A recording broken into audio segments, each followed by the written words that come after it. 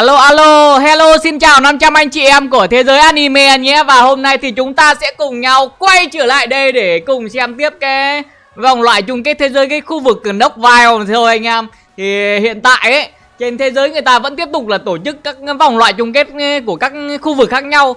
Thì tôi cũng cùng với anh em xem rất là nhiều các vòng loại rồi. Hình như là hôm nay phải lần thứ 3 hay thứ 4 rồi đúng không? Hôm nay chúng ta sẽ đến với cái khu vực Knoxville này nhé anh em nhé. Hôm nay nó sẽ là ngày thi đấu đầu tiên. Thì ok, đầu tiên thì chúc chào mừng anh em đã đến nhá. Và chúc em có một buổi tối cuối tuần vui vẻ. Bây giờ thì chúng ta sẽ cùng nhau xem luôn nhá, để xem là những cái tuyển thủ hôm nay họ sẽ phải thi đấu như thế nào, và ai sẽ là champion của cái khu vực này. Khi mà chúng ta tìm được champion của các khu vực xong ấy, thì vào tầm cuối năm, chắc tầm tháng 8 hay tháng 9 gì đấy, thì chúng ta sẽ tổ chức chung kết tổng của chung kết thế giới. Lúc đấy chúng ta sẽ tìm ra được ai mới là trainer mạnh nhất thế giới, World Champion đấy anh em. Rồi bây giờ chúng ta sẽ cùng nhau vô luôn nhé anh em nhé.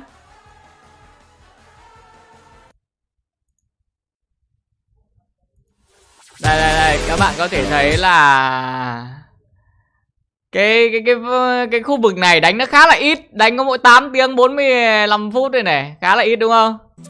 Đấy, 8 tiếng 45 phút. Hôm nay mới ngày thi đấu đầu tiên. Đây, chúng ta sẽ đến với hai tuyển thủ đầu tiên này. Hai tuyển thủ đầu tiên là Leonard Grab và Justin Carit anh em ạ. Rồi, mấy cái team này hình như là nhìn thấy toàn là team quen thuộc đúng không? Ở cái vòng loại mùa trước, quên, vòng loại Orlando vừa rồi người ta cũng sử dụng hai cái team này khá là nhiều này anh em này. Bữa đây tôi rất là thấy nhiều người, cái combo 3 con Pokemon ấy là con cá này, đi với Pelipper, đi với nấm này, và đi với con Á Thần ấy. 4 con này bữa nay đi với nhau khá là nhiều. Bên kia thì dùng đến tận 3 con Paradox lận. Lâu đánh nhau thế. Đánh nhau thì ít mà chém gió thì nhiều. Rồi, chúng ta sẽ đến với cái game đấu đầu tiên nhá. Bên của Leonard thì lick con Iron Hand và Palafin. Còn Justin thì lick Flutterman và Gotirusele. Hiện tại thì hai bên đều có một phách cao, nhưng mà chắc là con Gotirusele thì nó có phách cao trước, chắc là tốc nó cao hơn. Còn Iron Hand tốc nó rất là chậm. Để xem là họ sẽ xử lý như thế nào. Ông Justin là team Pidison á? Thật không? Pidison thì hiện tại chỉ có mỗi con Flutterman là có Pidison thôi. Rồi, tê ra luôn. Phách cao rồi, phách cao Iron Hand này. Đó, tôi nói nó tốc cao hơn mà. Khá đau nhá. Ui, crash rồi làm ai đây? Chơi theo onshot Flutterman. Ok, tại sao phong cất sát cho nào cầm rồi? Chơi cá theo phong cách là không thèm biến hình các bạn ạ. Why? Tại sao lại thế nhỉ? Tại sao lại không đeo focus sát cho Flutterman ta để chết oan một con Pokemon? Chứ kia làm gì?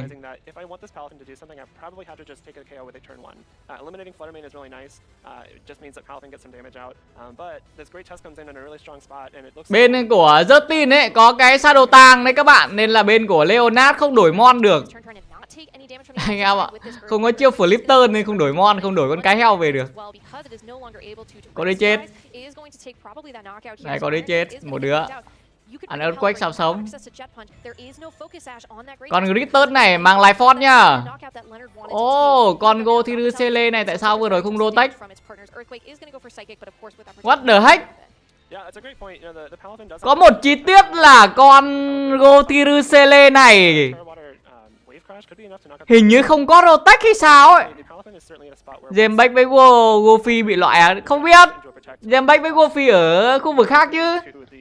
Goofy hôm trước vừa vô địch vòng loại Orlando còn gì. Mong ướt ra này, hiện tại mong ướt có cái gì? Mong ướt có ray powder.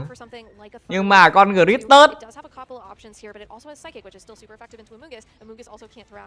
con Gritter vẫn còn rất là mạnh. Balafin thì chưa biến hình.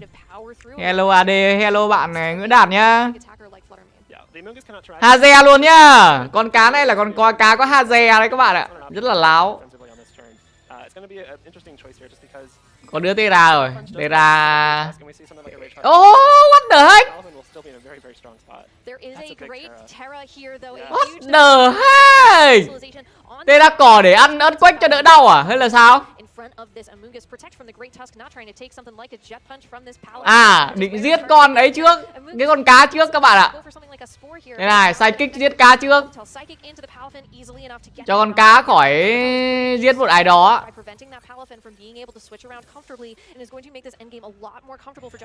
Bọn lên búp cũng khá là hơi đau tí. Pelipper và mong ướt. Con cuối cùng của con bên Justin sẽ là con gì ta? Nếu mà tròn Pelipper thì con Pelipper nó hoàn toàn trên cơ hai con kia các bạn ạ. Nó hoàn toàn trên cơ con Gritter lẫn là con Gotirusele luôn.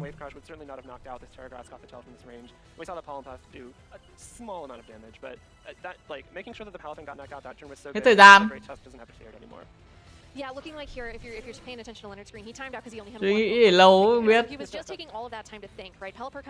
Hurricane này và Spore.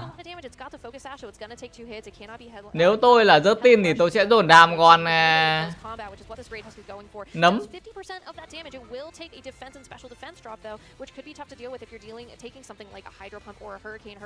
Hurricane một phát chắc chắn rồi, chết thôi. Sao mà sống được, Hurricane cơ mà. Ngủ. Đó. Đáng ra là dồn đam con nấm, không dồn. Đeo Life Force. Oh, Iron Bundle. Lão này đánh thế này thì vẫn win các bạn ạ. Iron Bundle mạnh quá. Nhưng mà Freeder Rai đánh vào con mong ướt chắc là không đủ đam rồi đúng không? Ôi, giờ tôi mới để ý là con mong ướt này nó có Leaf Storm. Ngáo đá thật sự luôn. Hurricane. Này thì không giết nấm. Rồi. Tự nhiên tự lành con Pelipper làm hết.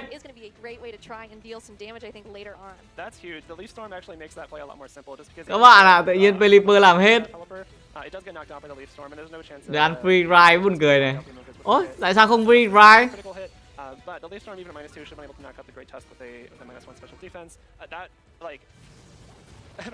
Không free ride chết.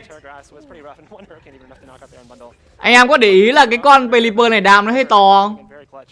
Hình như là nó build max SP attack hay sao ấy. Đam to vãi nổi à. Rồi, 1-0 cho Leonard. Một chiến thắng tôi phải đánh giá là dễ dàng.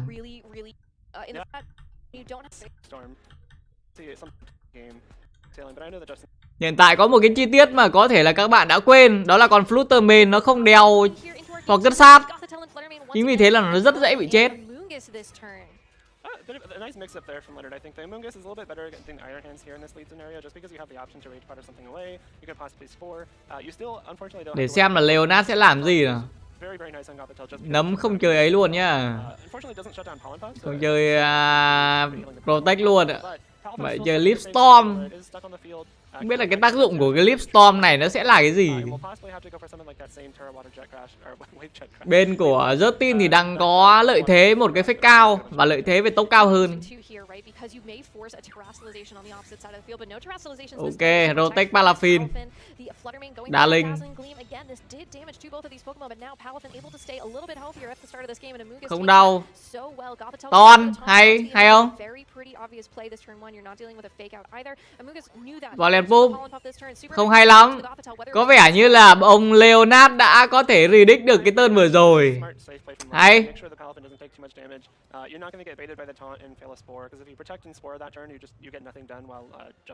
Tê rao. Đây là lên Jetpin. Cái con Gothirusele này đúng là nó khắc chế cái con cá này phết đấy các bạn. Nó không cho về biến hình ấy. Nó không cho về. Không về thì không biến hình được. Mà không biến hình được thì yếu. Một khắc chế phải gọi là cứng phết. Intimidate không? À, Iron Bundle.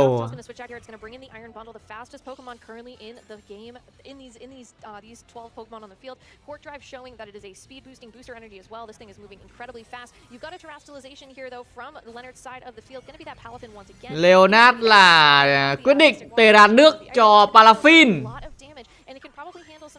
Và anh ấy sẽ làm cái gì đây? Anh ấy Jetpin.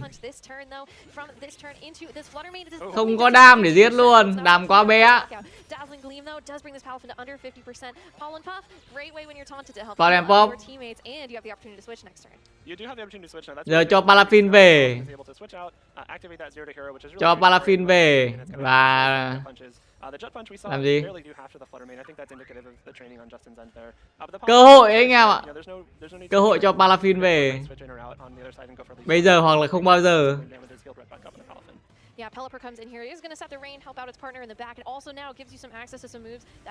Rớt tin Terra còn gì đây? Terra Iron Bundle. Vậy thì phần trăm cao là nó sẽ free the right. Biết ngay mà. Tôi nói nó free the right là nó free the right mà. Darling. What the heck? Focus Pelipper. Nếu mà anh em để ý thì từ nãy giờ là con Fruiterman nó chỉ xài Darling thôi. Nên là con này tỷ lệ cao á là nó đeo choi. Anh em ạ, phần trăm rất cao là nó đeo choi.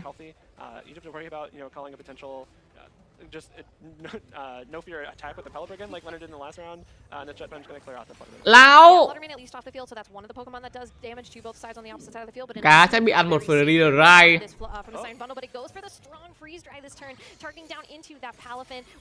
Gần chết 2 HP à. No way. Không chết. Định mệnh. Game trước ăn một hurricane chết tôi tại chỗ. Game này không chết ạ. Chứng tỏ là game trước là một cái game mắc đam. Còn game này là một game min đam anh em ạ. Cười đau bụng. But how is the Palafin being still on the field here is just so big because that means that Leonard is not down to his last two Pokemon. One of them being at 1 HP. Hai bên hai con Pokemon của Leonard đều đang rất là thấp HP. Tyranitar. Oh, hay vậy. Định mệnh hay vậy. Pelipper. What the? À, Tyranitar. No way! This Hydro Pump to the Gothitelle doesn't even do enough to bring it down into the red, so a great play here, I think, from Justin. That was so good. And like, we Định mệnh hay nhờ anh em nhờ. Tự nhiên lại mang con Tyranitar vào để đổi thời tiết. Quá hay luôn. Một pha chết đôi. Hay không các bạn? Tại vì bên của Leonard cũng không có làm gì được ấy. Đang bị một cái fake cao nó cưỡng chế quá. Nhưng mà hiện tại Iron Hand này vẫn đang còn cái gì làm được gì không? Iron Hand 1 đánh 3. made definitely, I think, forces Leonard on the back foot in terms of adjustments for a game 3 that could possibly come out here. The moves on this Iron Hands, one of them is wild charge. Đúng rồi, phải giết con Gotirusele trước nha anh em nhé. Tại vì con Gotirusele nó hệ psychic.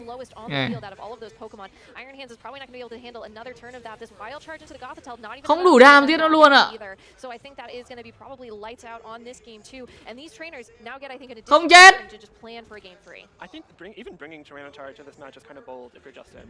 Thôi thua rồi. 52 HP lại còn đánh sau.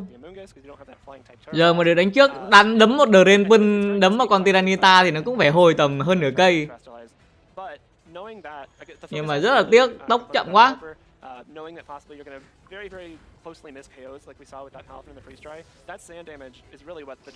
Một đều. Thà đổi bão cát ra phải gọi là chí mạng lắm các bạn.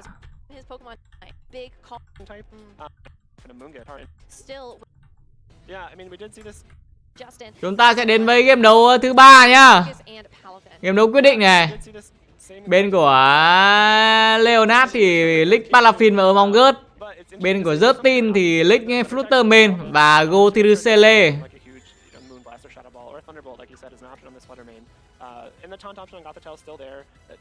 Gotirusele thì vẫn có một phách cao để uy hiếp. Một phách cao, một ton.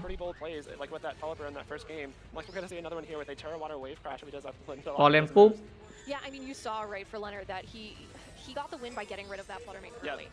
Leonard quyết định là tê ra nước. Tiếp tục tê vẫn là tê ra nước cho Palafin. Thunderbolt! No way! Choi mà. Tôi nói con này đeo choi mà. Đeo Thunderbolt anh em ạ. Ôi. Đủ má con cá luôn à. Thunderbolt Darling Gleam, Shadow Ball. Chiều cuối không biết là chiều gì. Thunderbolt luôn à. Chí mạng quá. Con này đúng là đại trí giả ngu anh em ạ. 2 game rồi. 2 game nó không làm bất kỳ một cái gì cả. Nó không Thunderbolt. Nó giữ đến mãi cái game cuối cùng này nó mới quyết định Tùng là con át chủ bài là Thunderbolt. Bây giờ chắc chắn là nó sẽ cho con Flutterman về để nó đổi chiêu rồi. Đấy, chắc chắn phải cho về. Ai ra thôi. Tyranitar. Psychic. Được cây. Sức mạnh của bộ chiều rộng đó. Con Flutterman công nhận luôn ấy. Hầu như tất cả những cái chiêu kiểu phổ thông ấy. Thunderbolt này, Psychic này, Dark Bow này, nó học được hết à? Moonblast, Darling Gleam, nó hầu như nó học được hết tất cả các loại chiêu phổ thông. Nó thiếu mỗi chiêu hệ đất là chiêu Earth Power thôi. Còn lại nó học được hết. Hệ lửa thì có Mythical. Mythical thì nó không phổ thông lắm. Hệ lửa thì chúng ta có Flame Tower hay là Hitway thì nó phổ thông hơn. Nhưng mà nó lại học được Mythical Fire. Khó nhở. Thế này thế chết của Leonard rồi. Khó thật. Tyranitar Terra bay. Terra Blast rồi. Vậy con này đéo AV. AV Terra Blast. Thấy chưa? Nói sai không? Psychic. Đau. Không đau lắm. Đeo AV nên là có vẻ không đau lắm.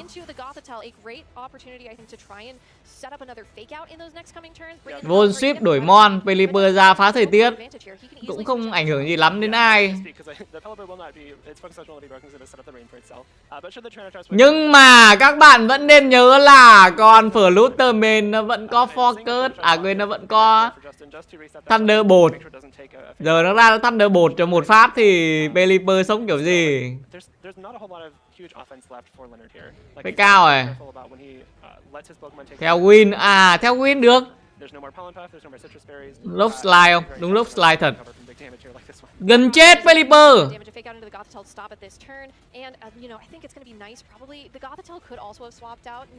Khó đúng không? Giờ vào thế 2 anh 4 mà một con nửa cây, một con còn tí. Chỉ có lợi thế về cái gì? Lợi thế về tốc độ. Vì có theo win mà. Ồ đi kén. Không đâu. Đeo AV có khác Châu. Châu thật hoảng luôn á. Đây là bữa lát đánh ai? Đánh Iron Hand. Tại sao không lấy giết Pelipper đi ta? Iron Hand nó giết lúc nào được. Nó yếu không à? Iron Bundle boost energy cộng speed. Liệu tốc của nó có cao hơn con Pelipper hay không? Tôi nghĩ là tốc của con này, đúng con này. Tôi nghĩ là tốc của con Iron Bundle cao hơn.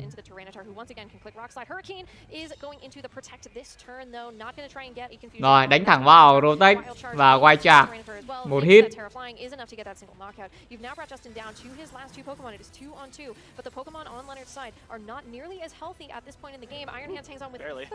Bên Leonard còn một tơn gió nữa. Một tơn gió cuối cùng. Luther bên đã ra ở đây.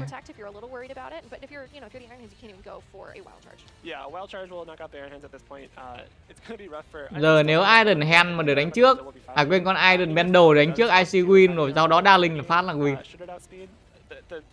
The Fluttermane just dazzling gleams and the game ends. Like a single dazzling gleam going off here ends the game. A single freeze going off should end it too, just based on Các bạn thấy tôi nói sai không?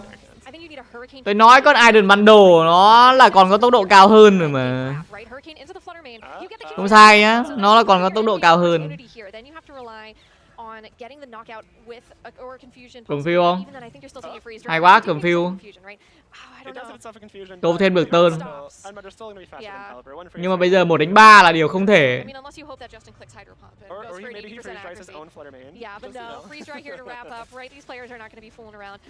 Một pha lộn cái bàn đến từ vị trí của Rớt tin. Từ anh ấy bị dẫn trước 1-0 nhưng mà anh ấy đã sử dụng thực lực của mình để đánh bại đối thủ. Hay. Rồi, chúng ta sẽ đến với lại game đấu tiếp theo này giữa Miguel Garcia và John Hu. Đấy. Đấy, tiếp tục là cá anh em ạ. Còn bên kia là một cái tiên tạp nham. Bên kia, bên của John Hu là một cái tiên tạp nham các bạn ạ. Có nắng nhưng mà không thấy ai có chick room đúng không? Có mỗi Flutter bên có chick room này. Rồi, chúng ta sẽ đến với ván đấu đầu tiên này. Bên của Miguel thì Lick Arcanine và Iron Hand. Còn John Hu thì Scarlet và con hoa này, con cỏ bay này.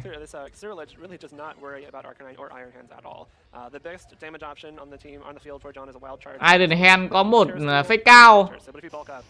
Và con Scarlet thì đang có Flash Fire là 1 và hệ gì? Cái này hệ ma đúng không? Hệ ma với hệ lửa đúng không? Sleep Powder thôi xong. Giấc ngủ vĩnh hằng. Blair đủ đam không? Ok, one shot.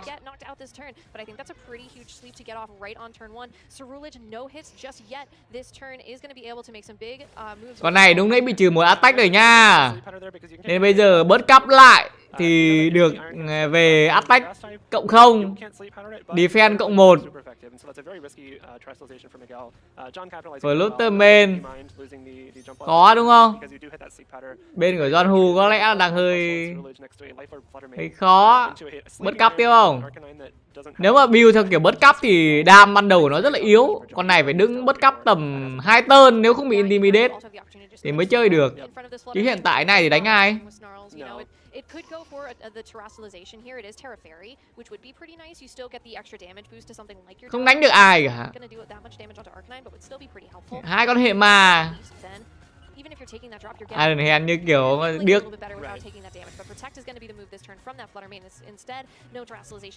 Flash Blitz này, nhưng mà bị Predict bởi Rotex đến từ vị trí của Flutterman. Đây, bớt cắp đây. Các bạn thấy tôi nói sai không? Nó phải bớt cắp phải tầm 2 turn nó mới chơi được. Con này nó đã build theo kiểu này rồi, nó build theo kiểu bớt cắp rồi đây, thì người ta sẽ không build max attack đâu. Tính cách thì chắc vẫn là Adamant thôi, nhưng mà EVS cùng lắm là tầm 15 điểm và attack là nhiều. Thật, 15 điểm là nhiều. Thậm chí là có 10 điểm ấy. Nên là sẽ đứng để bớt cắp nhiều vào. Bây giờ hiện tại con Scarlet này đang có cộng 1 attack và cộng 2 defense nhá. AD đừng bình luận nữa, nghe mà bắn tùm lum á. Ủa, tôi bình luận chuẩn thế mà ông bảo bắn tùm lum. Tôi đọc mẹ giao tranh phân tích hay bị ghê ấy. Từ nãy giờ anh em thấy tôi phân tích cái nào sai cái gì chưa? Nhìn phát là tôi biết đối thủ có cái gì ngay. Ok, Crit con Iron Hand này. Và Flutterman đeo Life Force. Bitter Blade. Có vẻ đánh cũng không hồi được tí HP nào nhiều lắm. Kiểu Bitter Play ấy, nó có cái hiệu ứng là nó sẽ hồi 75% HP dựa theo sát thương gây ra ấy. Oh, Golden Go Focus sát. What the heck luôn. Arcanine giờ làm gì? Golden Go Focus sát anh em ạ. Tera gì ở đây? Tera thép à? Khó đúng không? Giờ Tera thép lên còn Scarlet nó chém cho chết. Mà không Tera cũng chết. Đây. Scarlet quyết định là Tera thép rồi. Rotex.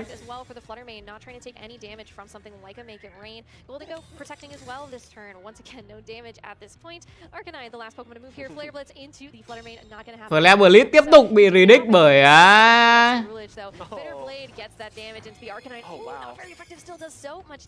bởi Rotex. Đây các bạn thấy không ạ? Chém cũng không đau lắm vì nó cộng có 1 attack thôi. Và hiện tại thì con Golden Go cũng như con Flutterman nó không còn Rotex nữa. Con Golden Go này đúng như kiểu là sắp chết. Tốc thì chậm. Đấy, phải về thôi. Tốc thì chậm, không làm được gì ai. Shadow Sneak không? Đứng Shadow Sneak luôn. Nói sai không các bạn? Crit.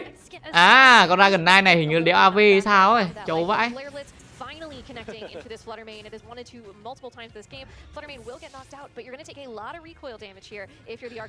Lúc nãy tôi nghĩ là con Scarlet nó sẽ Shadow Sneak để lát hit con Arcanine cơ. Ai ngờ nó lại đánh vào vị trí con này. Dragonite đeo Lumberry á. Thế à? What the heck? Rồi con này ra làm gì? Tô cổ. Con cỏ kia có chlorophyll không? Để tôi tra nhanh phát xem nó có chlorophyll không nhé anh em nhé. Con này là con zoom Ploop. Zoom Ploop. Đúng có chlorophyll này. Đấy. Tôi nhìn vào nó có tô cổ ấy anh em ạ. Có tô cổ là tôi sẽ đoán là xem có chlorophyll hay không. Sau khi tra thì tôi có khẳng định luôn là con cỏ của nó ấy là có chlorophyll. Không đau lắm. Bitter Play. Nó chém phát lại full HP. Đấy. Overheat. Tại sao lại overheat ta? Con này hình như là build tanh hay sao á, lại overheat. Nếu nó build theo kiểu là attack thì nó sẽ build hit wave. Shadow Sneak này. Chiến thắng đã có. And that is going to wrap up game 1 for John, right? And what incredibly diverse team building we're seeing from both of these trainers. John brought 3 out of the 4 non-conventional. Cái con Scarlet ấy là nó có gì nhỉ? Nó có ability là flat fire. Nên là nó tê ra thép, nó cũng không sợ cái bọn hệ lửa đâm vào nó nữa đâu. Anh em đừng có thấy nó tê ra thép mà anh em đâm đầu và đập nó nhá. Rồi cái lưu ý ấy.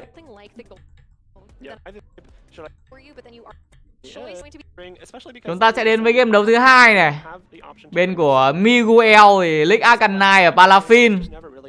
Bên của John Hu thì Lick Flutterman và Scarlet. Scarlet hiện tại bị một Intimidate rồi. Giúp Palafin về không? Snow thôi, tôi mà đánh tôi cũng Snow. Không Snow thì tỷ lệ con Flutterman nó rotate rất cao nhá. Tôi nói thật. Tôi nói thật với các bạn, tỷ lệ nó rotate rất cao ở tên này. Theo những gì mà tôi thấy ông John Hu đánh ở game trước, tôi có thể đọc được ông đang nghĩ gì. Ok, không phách cao. Vậy thì ăn muôn bờ lan.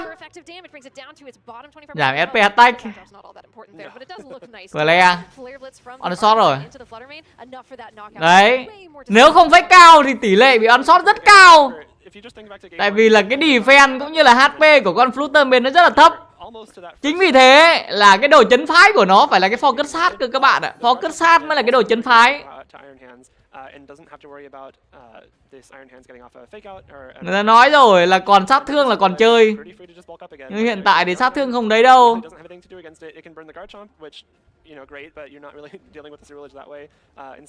Team của John Hu 2 con trên sân thì đang có lợi thế về hệ. Nhưng mà bên của Guel có lợi thế về một phách cao.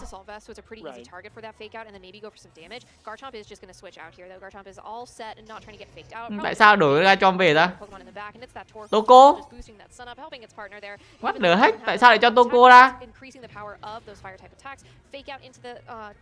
Will Whip? À, thì ra mày chọn cái chết. Đổi ra để counter anh em, counter Will Whip. Cũng được. Nhưng mà thực ra tôi nếu là tôi đánh nhá, tôi sẽ rotate. Tuần sau tôi earthquake. Đấy, chứ chẳng phải lằng nhằng như này chả để làm gì. Probably not a one-hit knockout at plus defense, but might come very close. Palaffin's a really interesting Pokemon here. Do you force your knockout into the Iron Hands to then bring in the Palafin? Does that become Palafin? Để nắng lại gần cuối chúng ta đánh nhau với Palafin này dễ hơn.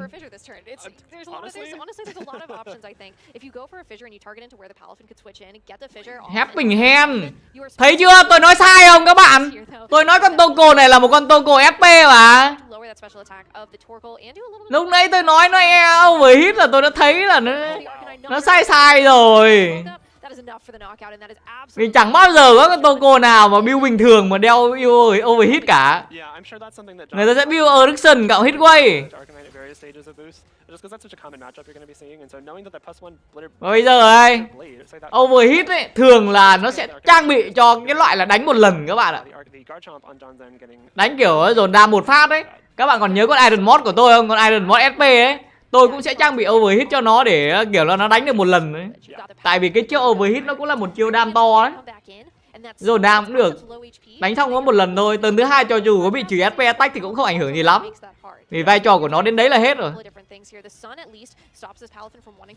Các bạn thấy không ạ? Nhìn xong, nhìn đối thủ mà đánh một cái gì đó các bạn sẽ phải suy ra xem là nó có cái gì. Đấy.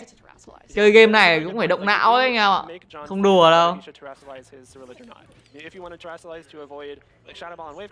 Palafin tuy có lợi thế về hệ nhưng mà hiện tại đang có nắng này. like obviously overheat. Làm được cái gì? Possibly take it down to its focus sash, but doesn't have a lot to do into this Palathon other than a possible fissure that we might see. But this Ceruledge now is no longer in such a commanding spot. Khó đúng không? You can choose to ignore one slot like I have been able to do the first game and in this game up until now. Please give me quick claw fissure. I'm sorry. Có lợi thế về hệ, nhưng mà nó lại có lợi thế về nắng. and threatening a lot of damage into either slot. I mean, you could haze. I mean, Clear amulet. Good point. Yep. Haze does go through clear thế ra amulet. lên Wake Rat. Field effect. So in case, you know, it does give you. Ủa tại sao lại cờ đâu có map? Looks as well like there is going What to be the heck? optimization this turn. It is going to be on the Ceruledge, giving it that steel typing. You are making a call out right now that you are not going to take something like a close combat. And whether that is the choice that John is deciding to make, assuming that it is a tougher call, helping hand as well is going to see maybe you take the close combat, you still live it with the bulk up, and you get the HP back from the brutal blade, but close combat into the torque. What the heck? Down the defense there. The eject pack is going to allow this Palathon to switch out because of that item and the À, đeo exit button. allows for a little bit more movement here. Iron Ồ, thằng nhóc này. like a protect possibly. That's such a smart close combat because you do get. Thằng nhóc này đeo exit button để nó giảm chỉ số, xong đó là nó đổi Pokemon về. And you eat this bitter blade with the iron hands. It's going to heal up much less damage or much less HP than it would have if. Thằng nhóc là gì vậy? Thì tôi vừa giải thích đây. Close combat there to Là cái chiêu Close Combat nó bị giảm chỉ số, giảm cái defense với giải SP defense thì sau khi nó bị giảm rồi thì cái exit button nó sẽ được kích hoạt và nó đổi Pokemon về. Thằng này được. Nếu mà tôi đánh thì quả đấy tôi Close Combat. À quên, tôi sẽ sử dụng cái chiêu đây này, chiêu Power Gem tôi giết con kia rồi. Yeah, it's still rough because of close combat. It doesn't get that same type of attack bonus from the Palathon. We know that Ceruledge is a +1. Power Gem mới để làm cái gì? Able to survive one close combat. But it looks like the Golden Go is faster than the Ceruledge. So if nếu mà dồn đam thì dồn đam luôn, không thì thôi.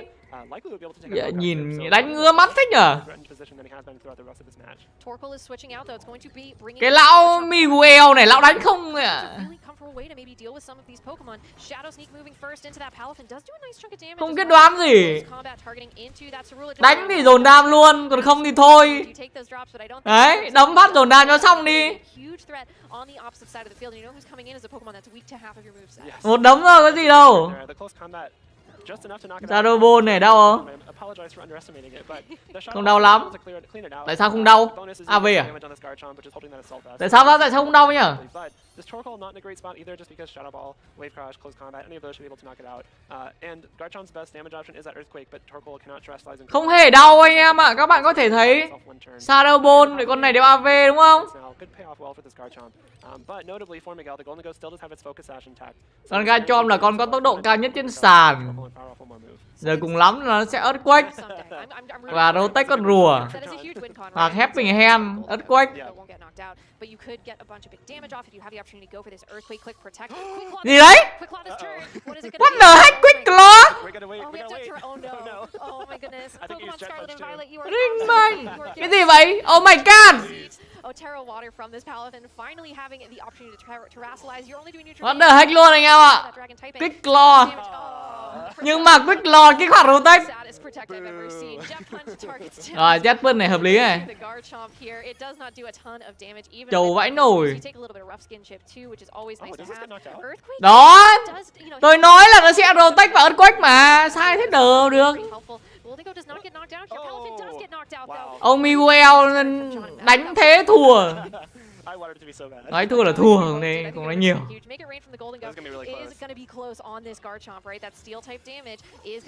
Thua là thua.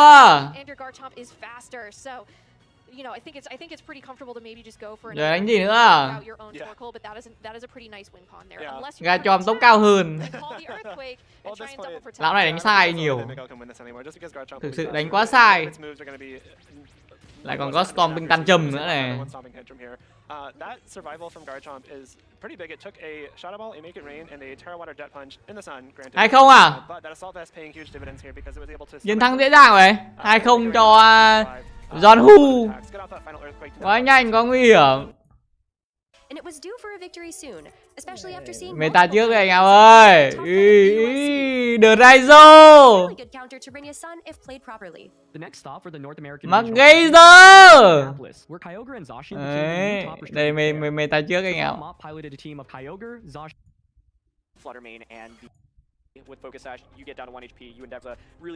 Chúng ta sẽ đến với lại là ván đấu thứ 3 nhá, giữa Lucas Pat và IM Claulin.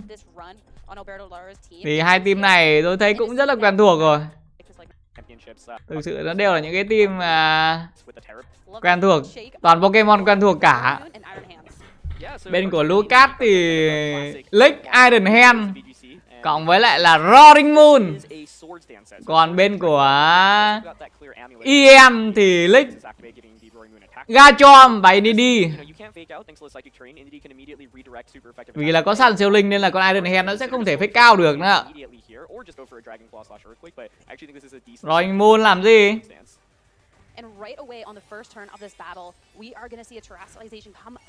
Ok, Tera lên nè. Tera fly. Con này hình như là có acrobatic không nhở? Nói tôi không nhìn kỹ. Shot đen. Ôi. Ủa?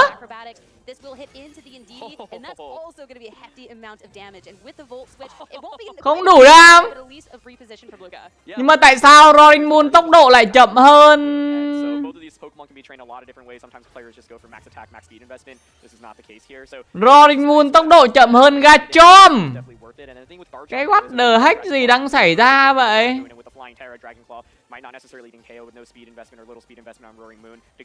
Con Garchomp hiện tại nó đã được một cái sọt đen rồi nha. Attack nó rất là to.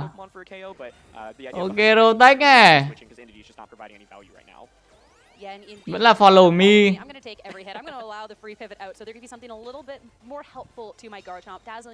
Tạm biệt Indy. Mày cũng chỉ là một cái kiếp chết thuê thôi. Cộng cỏ ven đường thôi. Dragon Dance. Xong rồi, Roaring Moon Dragon Dance rồi. Toàn toàn.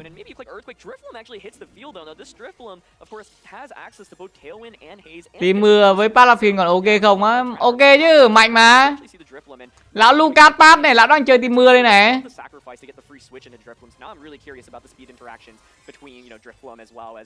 Đây là đất.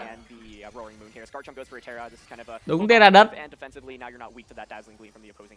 Make sure they have a little bit more longevity going into this, especially you want to be making the most use possible out of that +2 attack, but being able to go Tailwind. Còn đứa nào chết không? Một đứa không chết. Ồ, điều đó chứng tỏ có một điều chứng tỏ ở đây là cái gì? Con Roaring Moon này nó build vào thủ các bạn ạ. Nó build vào thủ tính cách Adamant. Một là tính cách Adamant. Hai là nó build nhiều event vào HP đấy. Nó trâu vãi nổi, thậm chí là mắc HP đấy anh em ạ. Để chơi Dragon Dance. Chơi láo thật sự luôn. I mean, at least the Golden Go is paired up next to a Haze, so can even just try and go for some damage right away. Because I mean, we've seen some crazy games with Golden Go back. Golden Go đang có theo win này. Pokemon can definitely do some damage, but instead acrobatics that's going to hit into the Roaring Moon. Một hit. Get rid of one powerful paradox. Yeah, I think the main thing here from Lucas' end is he knows that Ian's Golden Go has the Nasty Plot. À, đeo choi rồi, con này đeo choi rồi. Thôi, Native Plot lại có gió. À, cần này ra. À, cần này ra. Đủ má. Giờ hoặc là không bao giờ. À, đấy có đánh PvP lại ở Pokemon Sword không á? Giờ có ai chơi Pokemon Sword nữa đâu bạn. Bây giờ vào đánh mà tìm nửa tiếng không có đối thủ.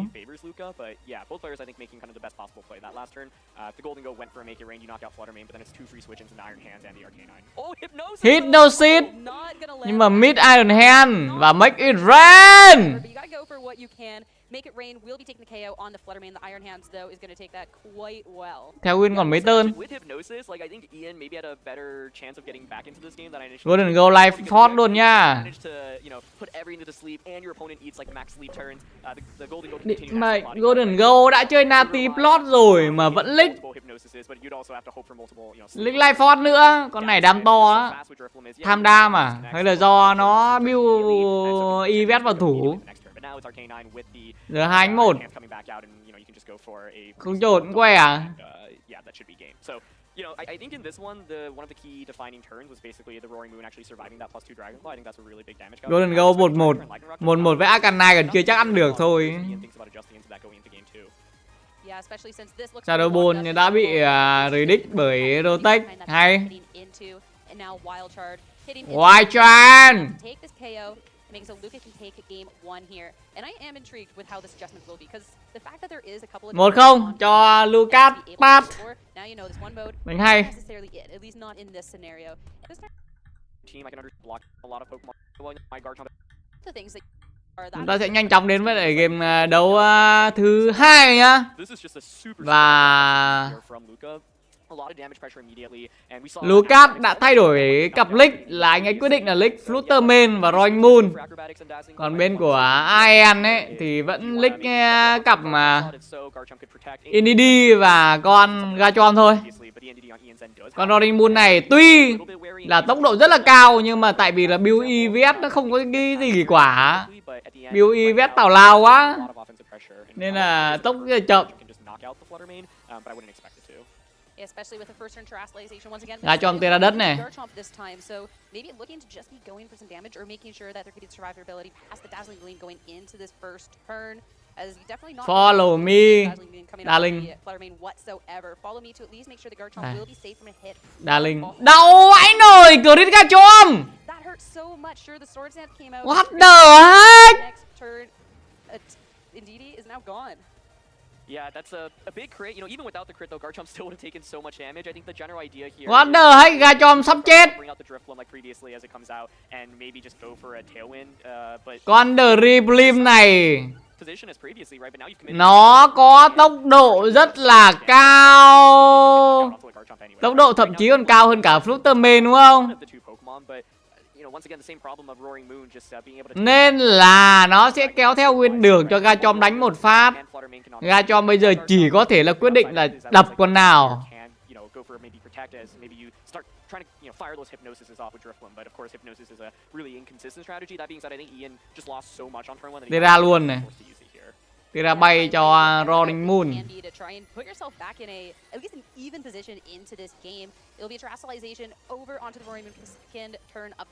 Nhìn mấy cái cỏ bóng ngu người. Đây, chọn xem con nào chết. Ok. Có đấy chết. Đấy. Phải nói là chọn một trong hai con, có con sẽ chết.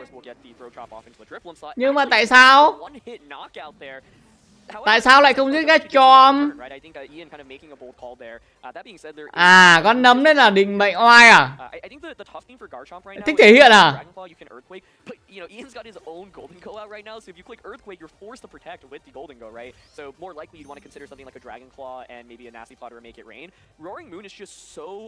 Còn cơ bản là cái con Gachomp này ấy, hiện tại tốc của nó cao là 1, đam nó sót đen to là 2. Không giết nó, thấy nó còn có tí HP, không giết nó là cũng là một cái vấn đề đấy. Thực sự luôn là vấn đề các bạn ạ. Amazing call by Ian there to just straight up go for the earthquake that previous turn rather than saying, okay, I'm going to protect and hypnosis. I think protect and hypnosis was the play I was talking about, and I think that, you know, it's risky there because if you lose Garchomp, I feel like the game is just so difficult there. But there's the Garchomp this time around. Yeah, making sure that you could stay safe as the Golden Go. Rotech luôn này. Set up the Roaring Moon though. Also the protect, wanting to make sure that this Roaring Moon that already put in all. Rotech tiếp này. Ủa chơi game gì mà 3 Rotech rồi? Nati Plot. Hay. Quá hay luôn. Rồi xong. Một Nati Plot, một shot đen, thứ nào chịu nổi.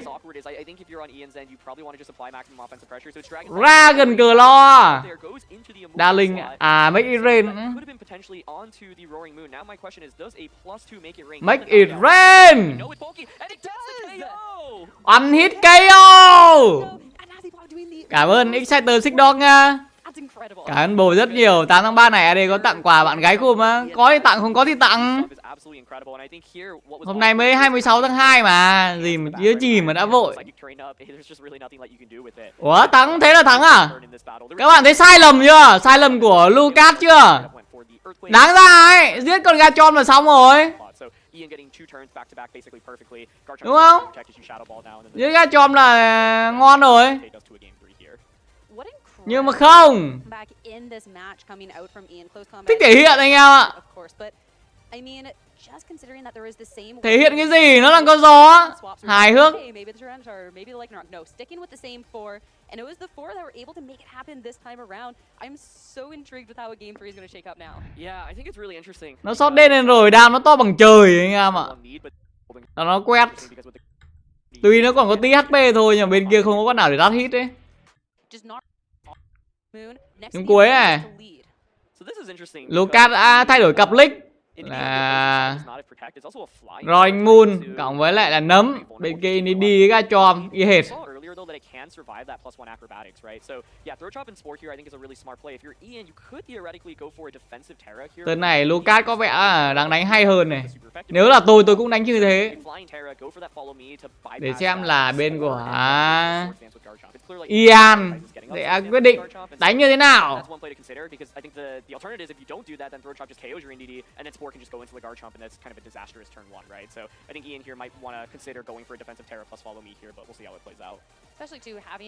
Gachon về.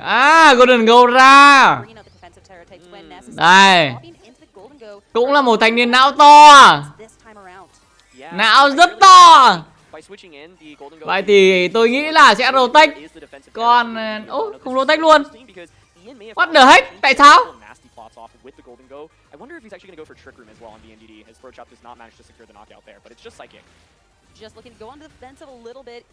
Đấy, có đam đâu.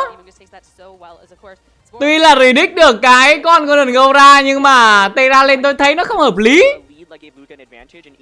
Đáng ra rotate hợp lý hơn đúng không? Nếu mà một khi đã quyết định là cho Golden Goal ra thì tại sao lại không rotate? Tên này có thể là follow me hoặc là helping hand rồi đánh luôn này. Nhờ.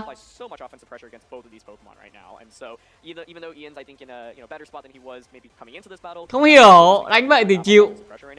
Đổi con Golden Goal hay thật luôn ấy. Nói thật, vì con Golden Goal nó có cái ability ấy. Good at go ấy. Nó sẽ không thể bị dính các status. Nati.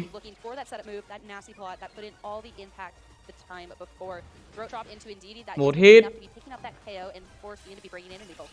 Nếu mà bây giờ sẽ cho con Dream Him để ra kéo theo win, đảm bảo.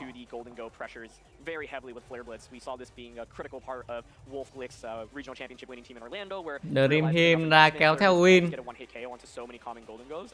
Mất Terra rồi. Ian, mất Terra. We saw earlier how strong that +2 make it rain is into Roaring Moon, but Roaring Moon here of course could protect, could also just consider switching out. And the idea behind bộ chiêu thức nhìn cười thực sự. Maybe you read the Roaring Moon protect, you consider Hypnosis plus Shadow Ball into the Arcane 9 slot, and Roaring Moon Throw Chop could theoretically just, knock out the Golden Goal here. Bữa này Roaring Moon Terra bay cộng Acrobatic người ta chơi nhiều thật. Golden Goal rotate này. Rotate.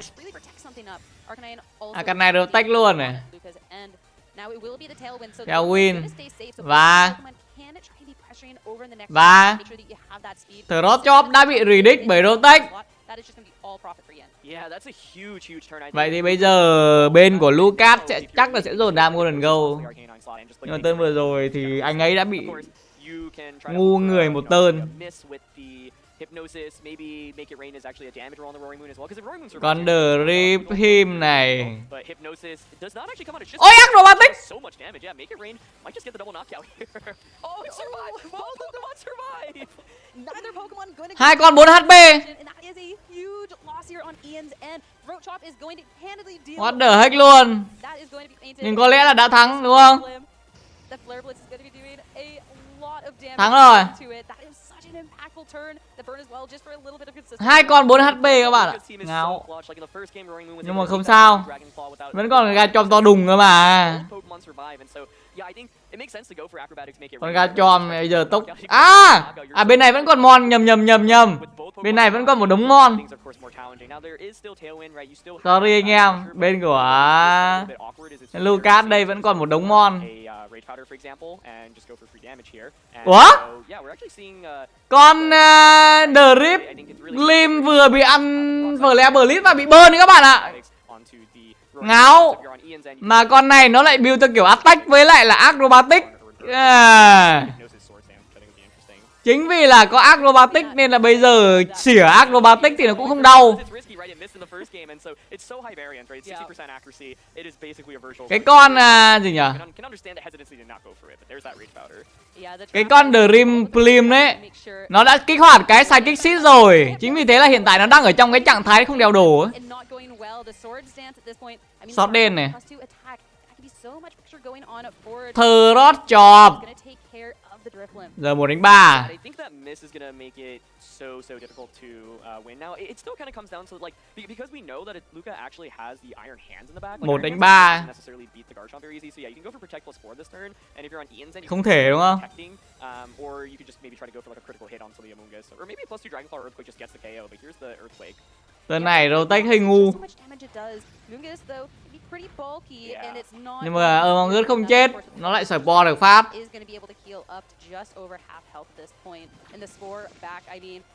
Ok, đã ngủ. Có lẽ là Lucas sẽ giành được một chiến thắng.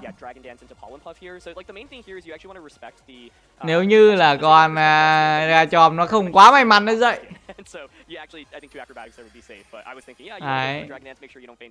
2-1, chiến thắng chung cuộc về Lucas Pass. Oh, Cybertron này anh em này. Nếu Cybertron vào đây bình luận luôn này.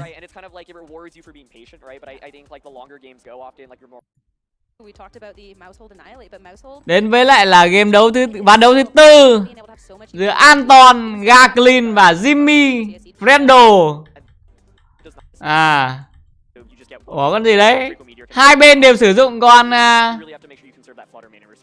Scarlet. Ok, game đấu đầu tiên.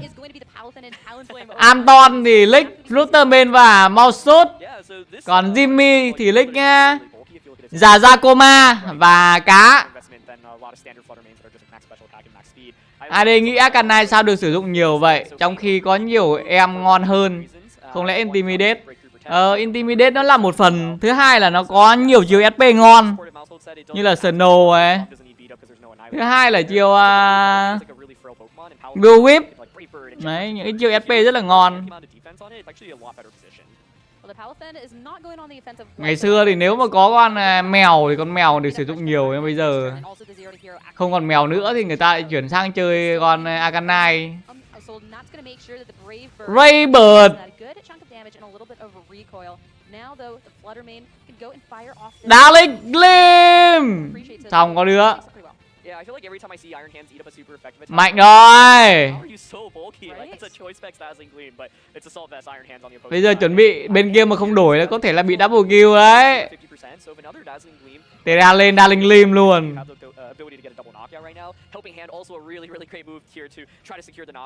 Helping Hand, đúng rồi, Helping Hand Darling Gleam luôn. Có fake cao nhưng mà fake cao thì cũng chả làm gì. Helping Hand ưu tiên cộng 4 đúng không? Fake cao ưu tiên cộng 3.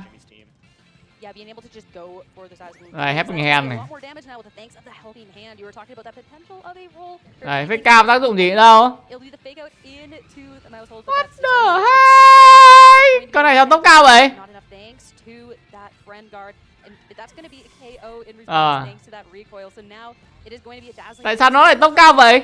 That is more than enough. Yeah, Chứng tỏ con Flutterman này có EVF không max speed. Anh em ạ, nó không phải là một con max speed. And you can see exactly the friend guard and the bulk on Flutterman paying off as it's able to survive a wipe or brave bird, right? And Scream Tails, it hits. Scream Tail. You know, how much work can it put in right now? Now the key thing is that you have positioned the Palafin in, right? And Palafin Scream Tail cộng speed nha. There's only one Pokemon that really can deal with it, and that's going to be the Iron Bundle in the back potentially. So, all right, let's see what Scream Tail can get up to right now. It can, you know, even do some decent damage with Psychic Fangs, and so you have the pressure of like Psychic. Ủa, không sợ nó giết con Flutterman à mà không follow me ta? Gowing AD ơi á, nó còn có tí HP Gowing gì bố?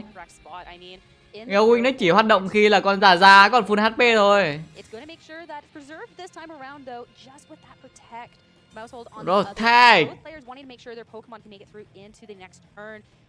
Disable. À, ai cho? Yeah, so I think there the idea was to try to not take any. Này thì Disable này. Con Scream Tail ấy là nó là một con Pokemon có bản chất cũng khá là trâu á. Một sút rút về. Ai ra? Talon. Ủa, what the heck? Yeah, the Talonflame, it's not liking the Palafin. What the heck? And the Palafin, speaking of, is going to be terrestrializing into that water type. You thought that it hit hard before. Well, I got news for you because that is going to hurt. That is going to be priority jet punch in this case. Right into the Talonflame. Tôi không hiểu. Thực sự luôn, tôi không hiểu nước đi của Anton lắm. Disable. Khóa luôn Darling Gleam. Ngu người. Tôi thực sự không hiểu. Hoặc cũng có thể là do tôi cố tình không hiểu. Bố tệ này gì? Kích hoạt cộng 1 attack. Cộng 1,3 attack chứ. Cho rồi anh Moon. Tại sao lại hy sinh Talon ta? Flutterman here, but yeah, the switch is pretty safe. So the question is like, how much damage can Palafin and Roaring Moon do to each other, basically? Because Roaring Moon, of course, resists the water type attacks right now, given its dragon typing. But Palafin with Wave Crash, that still really hurts. Giờ Palafin nó gọi được hết không? Palafin protects, and the Scream Tail can disable you as well. So Roaring Moon có hệ rồng kháng này. Nhưng mà con Palafin hình như là có Close Combat đấy. When you know it's on the horizon, sometimes that can make things just a little scarier. Mouse suit. The Fluttermane, bringing the mouse hold in. The Paladin Rotate. go for that protect, making sure yet again the Scream Tail can try and punish, and that will Oh, Thunder Wave. Chance of paralysis on the Roaring Moon. Yeah, this is honestly going to be really close. Like the key thing here is that the nó chóp nhưng mà đã bị Redict bởi Rotate. Và anh ấy đang quyết định là sẽ all in. All in bằng tất cả những gì có. Nếu mà giết được con cá thì nó sẽ là một chuyện. Nhưng mà không giết được cá thì tỷ lệ thua là cao. Helping Hand Tera bay này, đủ đam không?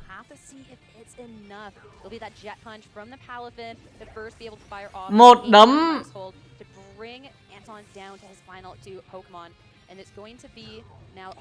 Inco.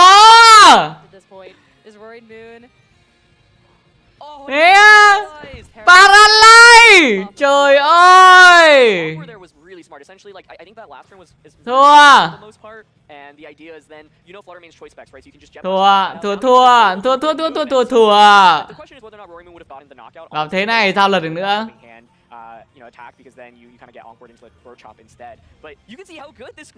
Bạn chỉ có thể sử dụng theo top chop. Có đứa bị đấm chết này. Và người được chọn là Flutterman. Crit luôn. Crit cho nó đẹp ấy. Chứ không crit thì cũng chết. Disable. Mẹ bị khóa hết chiêu luôn các bạn ạ. The throw chop is disabled. It's paralyzed. That Nó incore, nó disable. Nó khóa hết chiêu luôn ạ. Một lối chơi phải khó chịu thật sự. Nói chung là game này con Grim theo làm hết.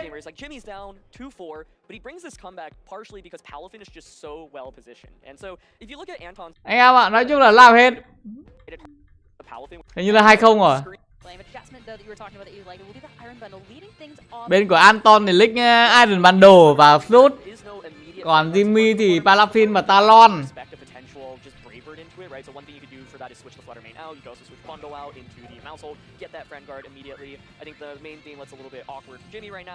Không làm gì thì con Iron Bundle này nó sẽ thả IC Win.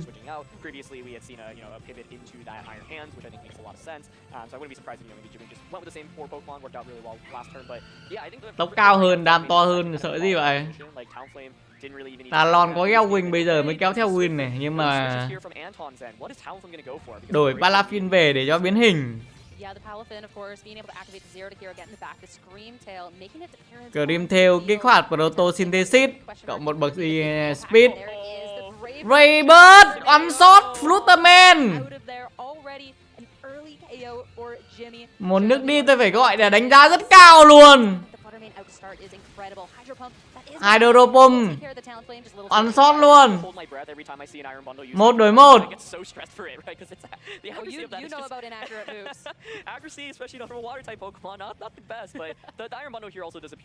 Em ạ, 1 đối 1 nhưng có lẽ là một bên thì không có theo Win. Hơi thiệt đúng không? Jimmy không có theo Win hơi thiệt. I honestly say Jimmy off to a better start in this one than he was last time, but at least you do have the Iron Bundle, and like one of the key things about playing around Scream Tail is at least you know it's not going to really deal damage to you, right? And so you can leverage that to your advantage. But I think playing around the Encore disable combination is honestly so difficult, and so làm gì? Iron Hand cũng đang có lợi thế một phép cao đúng không? Bên nào Tera đây? Anton, Tera cho Roaring Moon hệ bay. Same time, if you just get one turn wrong and that Scream Tail is able to pop off, it's done. So such a tricky situation. And will be that onto the Iron Bundle coming out from the Scream Tail, trying to make sure that the Iron Bundle doing the same thing. Does go for the Hydro nhưng mà đánh mid con Iron Hand. Không phách cao luôn. Không phách cao thì nửa cây. Chết luôn. Hay quá. Jimmy phải tân vừa rồi xử lý quá hay. Jimmy biết thừa là đối thủ sẽ Tera bay anh em ạ, nên là đánh phủ đầu luôn. Quay chạc cho phát, mày chết thì chết, không chết thì chết. Giờ làm gì nữa? Con chuột này giờ có friend guard à? Quá nhanh, game này gành nhanh quá. 2-0, một chiến thắng tuyệt đối. Anh em ạ, đó là một chiến thắng tuyệt đối.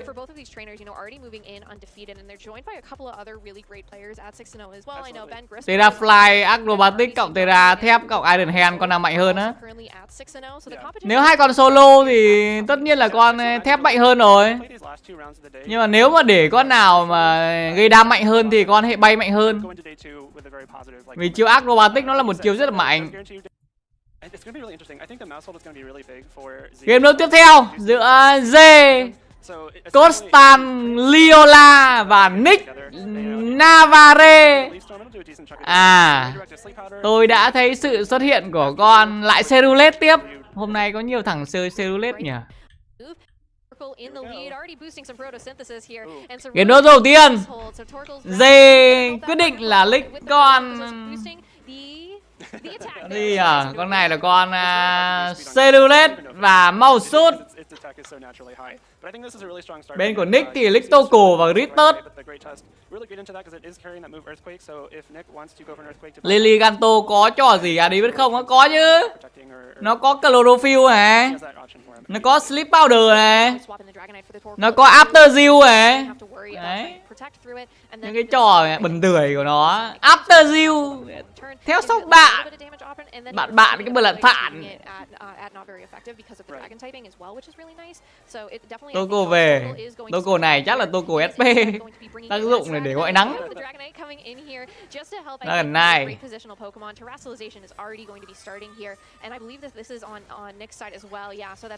Gritter Terradet là earthquake.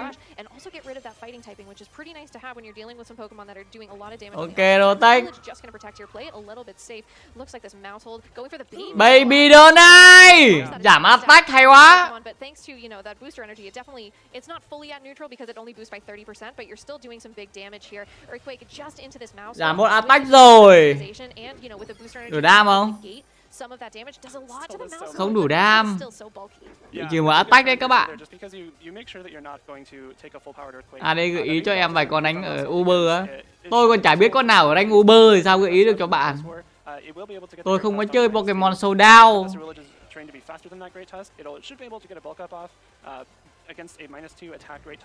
Con Scarlet này tên ra gì ta? Earthquake này. Yeah, another baby doll eyes into that great tusk is going to lower that attack even further. Đã buộc kill không? Một số chắc là chết rồi. Scarlet thì cũng dẻo. Ice Spinner. À. Crit luôn. Khá là ghê. Con Charizard ở VGC ít xuất hiện á. Con đấy yếu thì ai chơi, có cái gì mà chơi. Đây là sân đấu của những con Pokemon mạnh. Một kẻ yếu đuối như nó không có quyền được vào đây anh em ạ. Charizard thì chỉ có một cái trò là ra ngoài rồi si theo ấy mấy. Hết. Yếu không mà.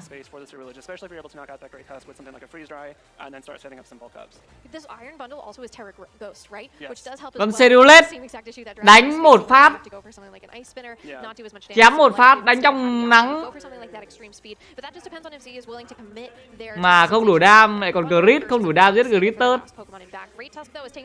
Khá là yếu đuối. Toko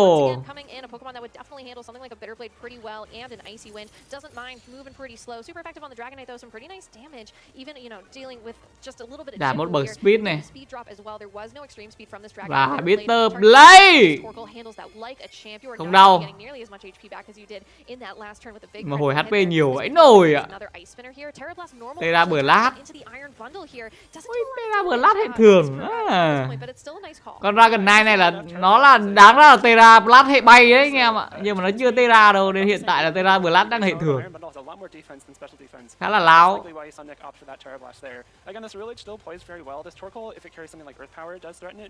Toko có overheat. Em tin không? Toko này overheat. À! Không. Con Toko này hit way. Tại vì nó có after zill. Các bạn ạ, nó có after zill mà. Extreme Speed và Hydro. Trong nắng. Trong nắng nhưng mà Hydro vẫn đủ đam giết Toko. Cơ bản là tại vì là cái con Toko, cái SP defense của nó cũng thấp đấy anh em ạ. Ăn Hydro, chiêu Hydro nó đam mạnh quá. Well, there are certainly times where it's been very tempting for Z to click Bitter Blade in this game, but I think what they've done very well is know that they need some chip damage on a lot of these Pokemon to prime KOs for this Iron Bundle, especially that Torkoal. Còn Scarlet này đúng kiểu càng đánh càng mạnh anh em ạ. Không có dồn đam nó thì nó cứ vậy đứng chém. Siêu hồi phục luôn. Mỗi cú chém của nó hồi phục nhiều ấy rồi. Gritter này. Trời ơi. Gritter ra làm gì? Giờ ăn Icy Win hai đứa cùng chết à? Bất cấp.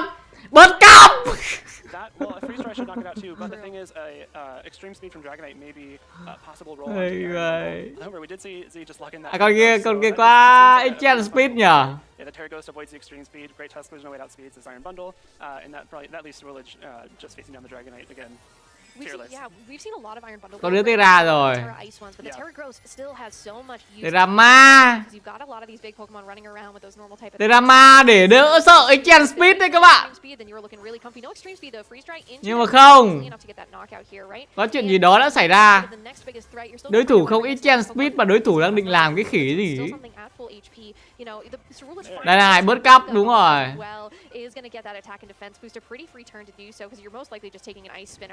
Luminous Valentine. Iron Bundle đã bị onshot. Mà tại sao đối thủ lại biết con này mà... Tại sao đối thủ lại biết con này tê ra để đổi hệ? Mà nó lại đánh Ice Spinner ta? Tôi không hiểu ra tại sao nó lại có thể sử dụng Ice Spinner được. It might be able to close this out, but a +1 Shadow Sneak is still going to be really rough. I love that Ice Spinner from Nick though, just because it covers that Terra Ghost and the Iron Bundle that was a little bit telegraphed from Z in the Tại sao ta? they had to preserve that bundle. That's a big Rồi Shadow Sneak đủ đam giết con Flutterman luôn. Ice Spinner. Chết luôn. 1-0 cho Z. Code Star. Sau pha đó sấy khô chỉ một con á. Thì thế thôi. Chiêu free ride nó chỉ là một chiêu ấy mà. Chiêu đơn mục tiêu mà. IC Win với lại Blizzard mới là chiêu đa mục tiêu của hệ băng.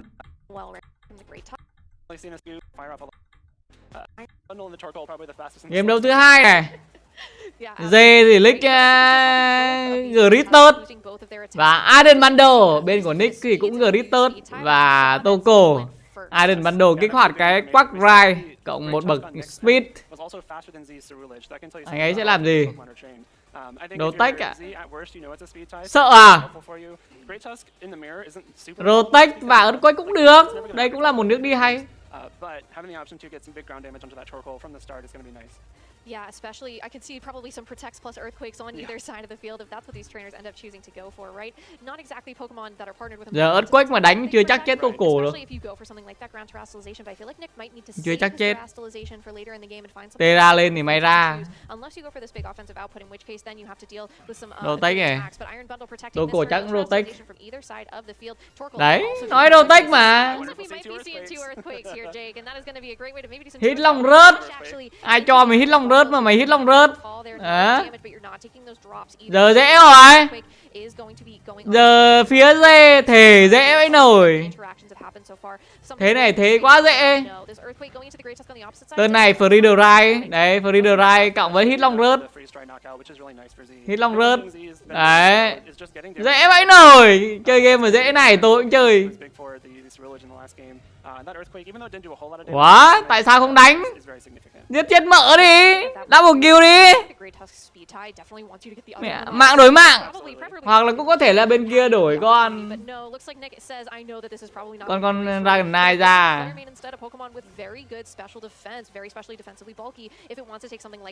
Flutterman cộng SP attack này. Scarlet. Toko về đấy. Tôi nói Toko về mà. Đổi ra Liriganto. Cũng được. From Nick on his side of the field, Iron Bundle's freeze dry into this Fluttermane will handle it way better than that Great Tusk would have. It certainly, but now it is threatened by a Shadow Snake again. Bên kia có một cái combo là con Liliganto đi Toko ấy anh em ạ. Là con Liliganto nó sẽ sử dụng cái chiêu là After Zeal để nó kéo tốc độ với con Toko. Sau đó là Toko spam Eruption ấy. Đấy cũng là một cái combo khá là ghê gớm. Valentino á. Scarlet đấy nhiều. Không hiểu sao hôm nay con Scarlet nó lại tự nhiên meta. Flute về. Và Ritter ra. Ritter kích hoạt Photosynthesis. Nhờ có mặt trời, Sunshine. Sunshine hay là Sunlight? Anh em, ánh sáng mặt trời thì đọc là gì? Sunshine hay là Sunlight? Đấy. Rotech, Liliganto, IC Win. Có đứa bị vỡ mồm. Có đứa vỡ mồm. Và Gritter ra chết thuê. Một pha chết thuê đến từ vị trí của Gritter. Như cá nằm trên chậu.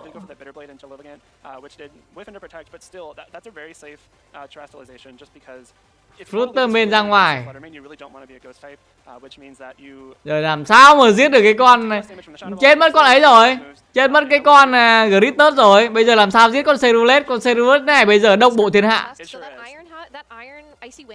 Thật, không có một thế lực nào giết được nó rồi. Bên kia không có khắc hệ luôn ấy. Giờ trừ khi bên kia nó Sleep Powder được vài phát. Tê ra cũng hại, không tê ra lên nó lại Shadow Sonic cho mấy phát.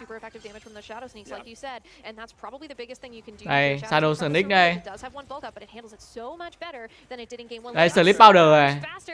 Đó, tôi nói sai không các bạn? Muốn thắng bây giờ chỉ có Sleep Powder thôi.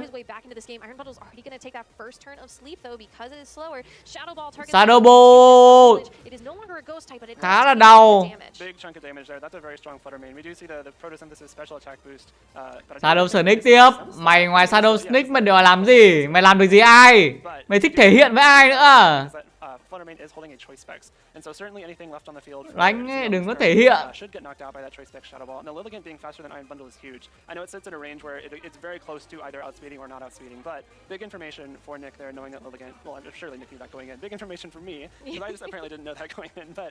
Scarlet mang 2 kiếm ạ, to vãi nổi. Con này nhìn công nhận ngầu. Sợ Shadow Sonic các bạn ạ. Cho tôi cổ ra. Torkoal switches in here. Shadow Sneak once again parting down into this Torkoal who has not taken any damage as of yet until this moment. Lip Storm! Con Torkoal này nó sẽ chơi hết luôn. Đỡ hết nắng luôn. Con Torkoal này nó sẽ chơi Earth Power hay là Earth quẩy, quên, Earth Power hay là Solar Beam ta. Bây giờ nắng cũng hết nên là Chlorophyll không còn tác dụng nữa. Nick tính toán hơi sai vì hiện tại đã mất nắng rồi. Ấy nhưng mà nó vẫn Sleep Powder chúng. Chẳng lẽ may mắn vậy sao? Ôi nhưng mà Scarlet đã dậy. Hay quá, một chém nó lại full HP.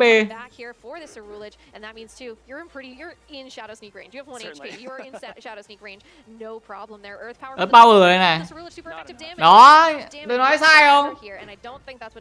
Nó sẽ có lựa chọn là Earth Power hoặc là Solar Beam. Nhờ Earth Power rồi đấy.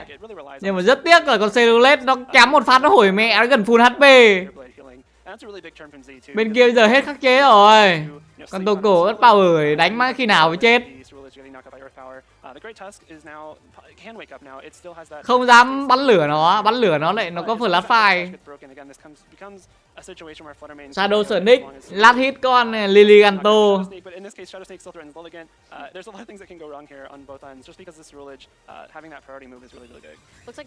Lô tách này. Đã bị predict bởi Rotech. Gritter vẫn ngủ. Magic sai. Một turn đoán sai đến từ vị trí của Dê. Dê turn vừa rồi đoán hơi sai. Nhưng mà Dragon Knight nó vẫn có Enchant Speed. Bên kia có đổi con Flutterman ra hay không? Tỷ lệ thắng của Nick đang rất là mong manh.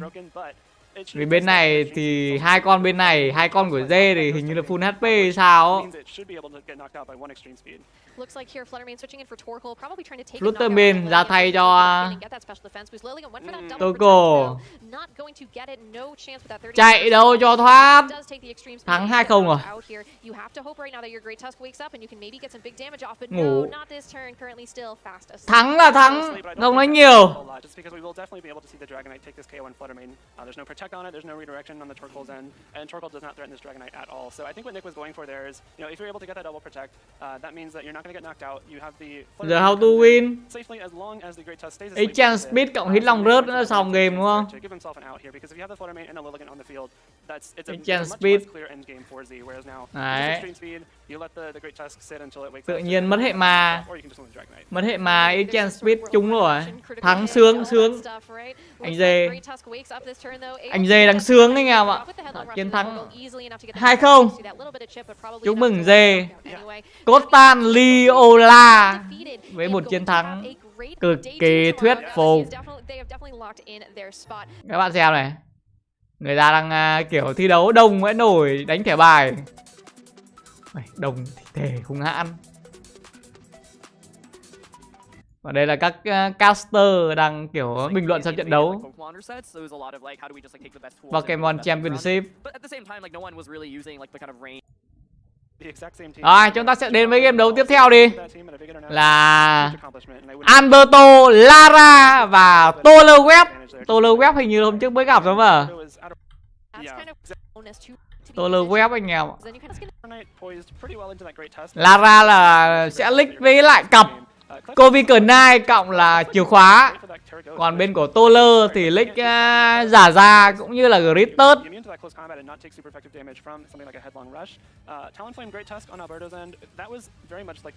Hai con chim anh em ạ. Covic9 này có tên là nước không?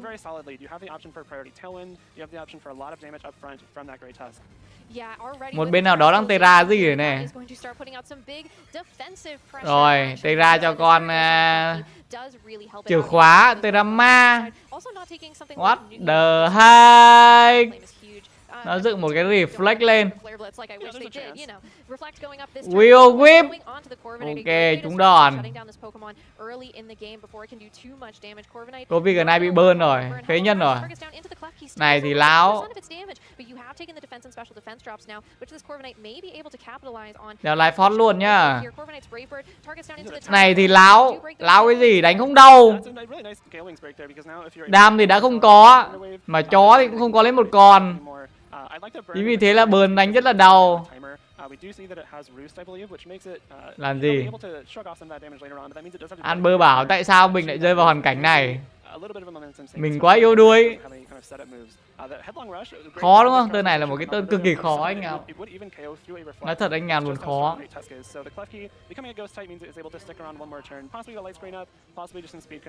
Mang hai con SP đi đánh nhau. Con luôn. Mày xong. Mày láo.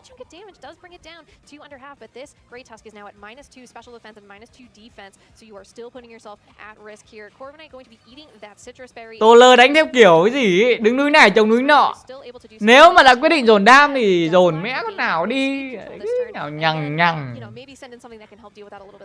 Lúc nãy dồn đam thì dồn luôn con Claire Phi Ki đi. Cho chết luôn đi. Bây giờ đổi qua đánh con này nó bị burn rồi. Làm được cái gì đâu. Bị burn rồi yếu rích như đảm gì. Nhưng mà tại sao không rotate theo win ta? À theo win đây. Có đứa chết. Một shot. Có vậy rồi.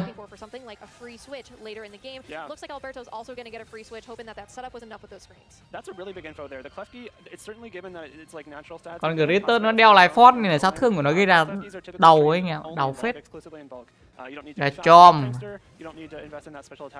Gà chòm này giờ mà không rotate thì sẽ bị ăn Will Whip. Nhưng mà hình như theo tôi thấy là không có chiều rotate rồi. Gritter về. Và Fluttermane ra. Có một đứa đang Terra, không biết là Terra gì. Toller, Tera, hệ ma, cho giả ra.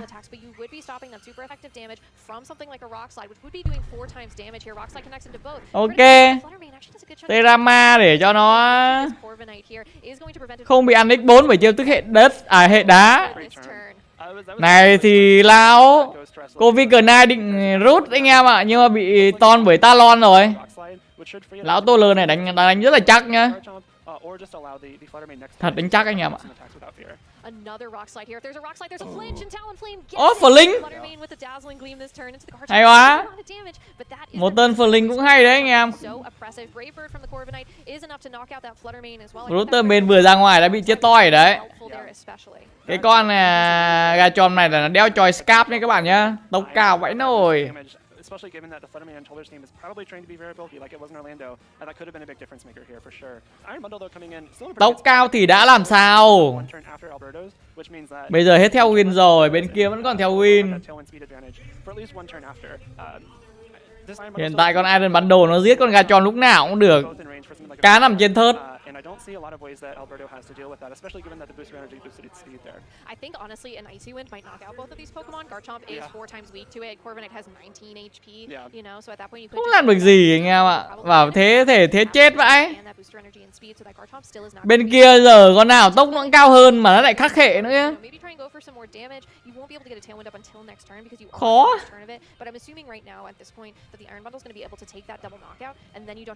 Ga cho về.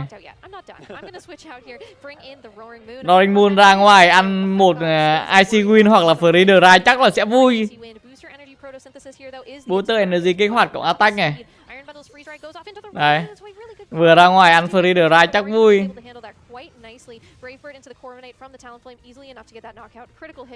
Crit luôn.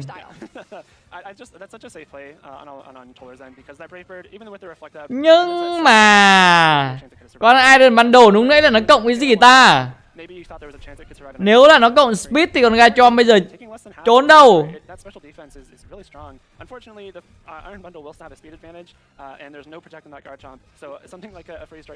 Mẹ trốn xuống hố à? Đây. Vậy là con Iron Bundle đúng nãy là cộng speed nha các bạn nhé. Rồi anh muốn sắp chết rồi.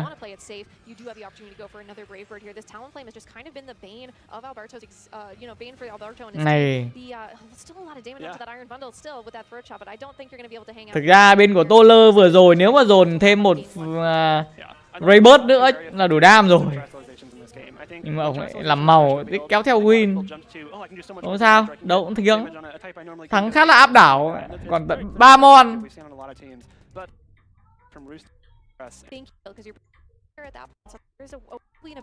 Chúng ta sẽ nhanh chóng đến với lại cái game đấu thứ hai. Bên của Lara thì lick con Roaring Moon vừa kích hoạt booster energy cộng với con gì đây, chìa khóa à? Đúng là chìa khóa. Còn Toller Web thì lick Talon và Gritter. Con chìa khóa này là nó có Franter các bạn ạ.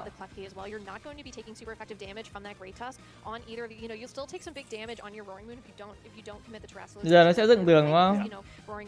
Thì ra lên đánh luôn. Sợ gì vết bẩn. Bạn sợ nó à? Ôi.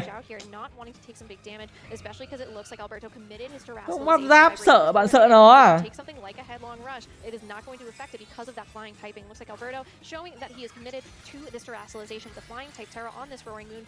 Tera luôn. Nhưng mà quyền sinh quyền sát là ở con Talon. Đây. Talon tốc cao theo win. Hit long rớt. Hit long rớt đã bị counter lại bởi Covid-19. Acrobatic. Một shot. Đấy các bạn thấy không ạ? Khả năng dồn đam của Terabyte cộng Acrobatic nó mạnh vãi nồi à.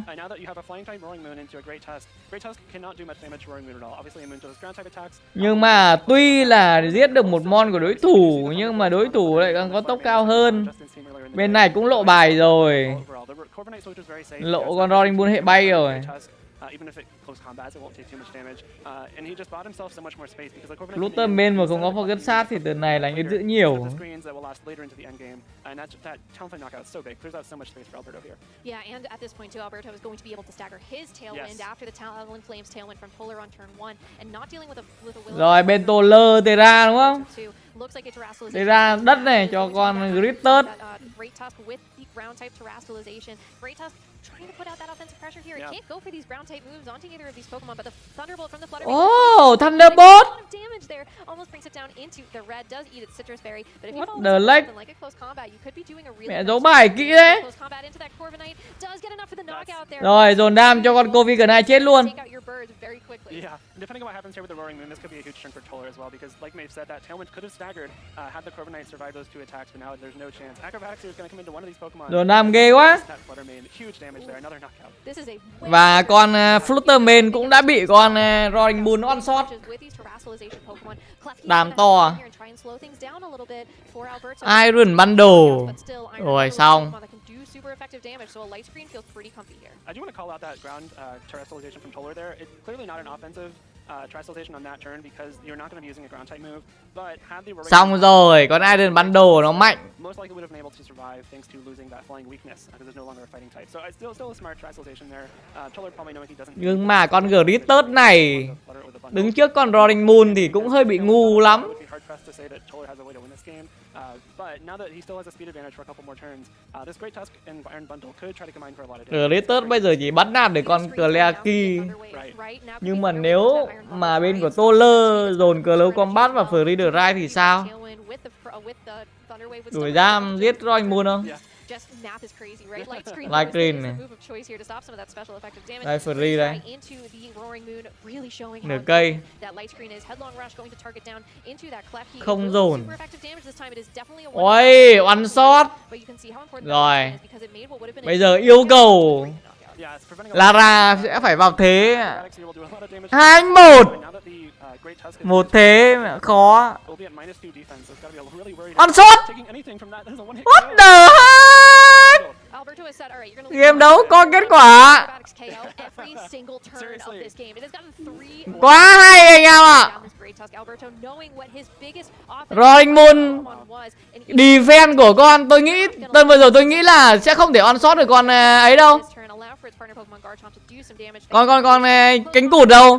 Ai ngờ một acrobatic đủ đam giết luôn ạ. Con chim cánh cụt kiểu là cái defense của nó cũng trâu ấy. Thật sự luôn là tôi không nghĩ được là nó có thể on shot đối thủ kiểu như thế này.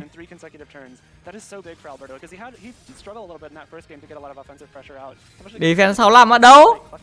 Còn đấy là SP defense mới thấp. Còn defense của nó trâu, defense của nó hình như là 100 mười mấy sao? 110 hay 115 gì đấy, cao phết đấy. Vậy mà ăn một acrobatic vẫn chết ạ. Mạnh. Công nhận đam gây ra to á. Chúng ta sẽ nhanh chóng đến với lại cái game đấu cuối cùng này của hai tuyển thủ này. Lara thì Ligachom và Corviknight, còn Toller thì Lick Gritter. Gritter là còn gì? Gritter và Già Gia. Hít long rớt dồn đam luôn này. Láo nhào. Mày biết ai mới là con mạnh nhất hệ đất chưa? Ăn một shot luôn các bạn ạ. Mạnh thật. Mẹ đúng là tê ra đất hít long rớt cộng với light force combo dồn đam thì x1 cũng chết các bạn ạ. Mà con Gachom là một con có HP cũng cao đấy, HP hình như là 102 hay sao ấy. Vậy mà vẫn bị nó on shot. Đam to thật. Nhưng mà bây giờ thì tác dụng của Gritter Terra thì hết mẹ rồi. Bây giờ hai con này đều hai con hệ, chuẩn bị con Roaring Moon nó Terra bay phát nữa là biến thành hệ bay luôn. Là Gritter thành phế nhân.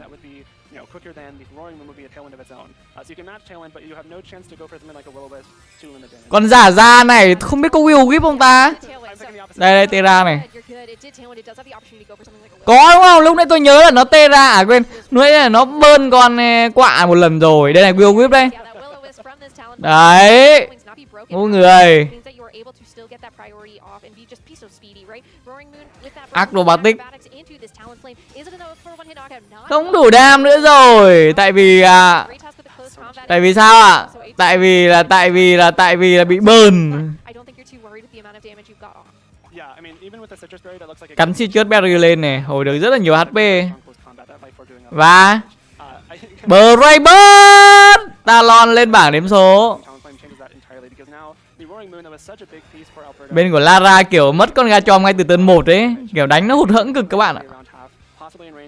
Giờ thì vào thế chết.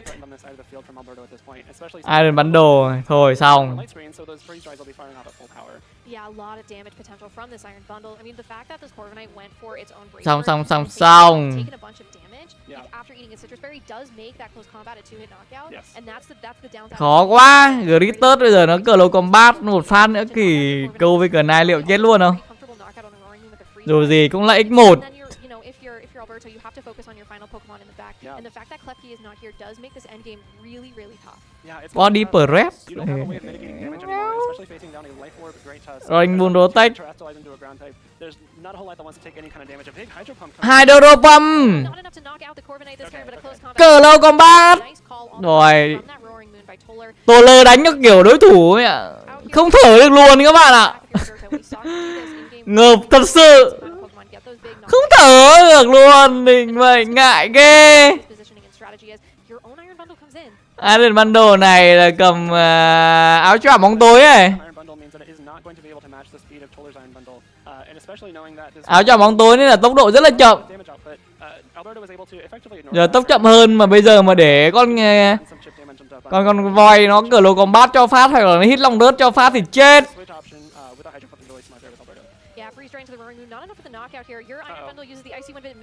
Mid Gritus. What the heck? Acrobatic có đứa nào chết không? Không chết. Thôi toàn. Toàn. Chiến thắng đã có kết quả. Game đấu có kết quả rồi đúng không? 1-3 là điều không thể. Con Iron Bundle hai bên cùng hết theo win. Con Iron Bundle của Toller vừa bị trừ 1 speed rồi nên hiện tại là hai con Iron Bundle được ngang tốc nhau.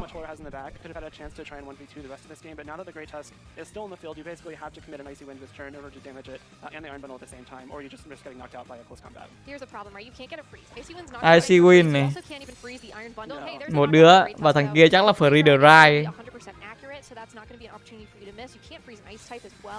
So it's still really tough, right? You have to somehow hope that this freeze right doesn't do enough damage to knock you out, and then you can do enough in the later games, the last two Pokemon. It does. Chiến thắng quá dễ dàng. So that's kind of where the difficulty comes in. I think Toller's gonna have to reveal its Tyranitar. So a really interesting thing to see that coming game 3. You're gonna start getting. Lại còn mang Tyranitar. Ô, chưa chết à? Ô, what the heck? Chắc chưa chết. Châu ấy.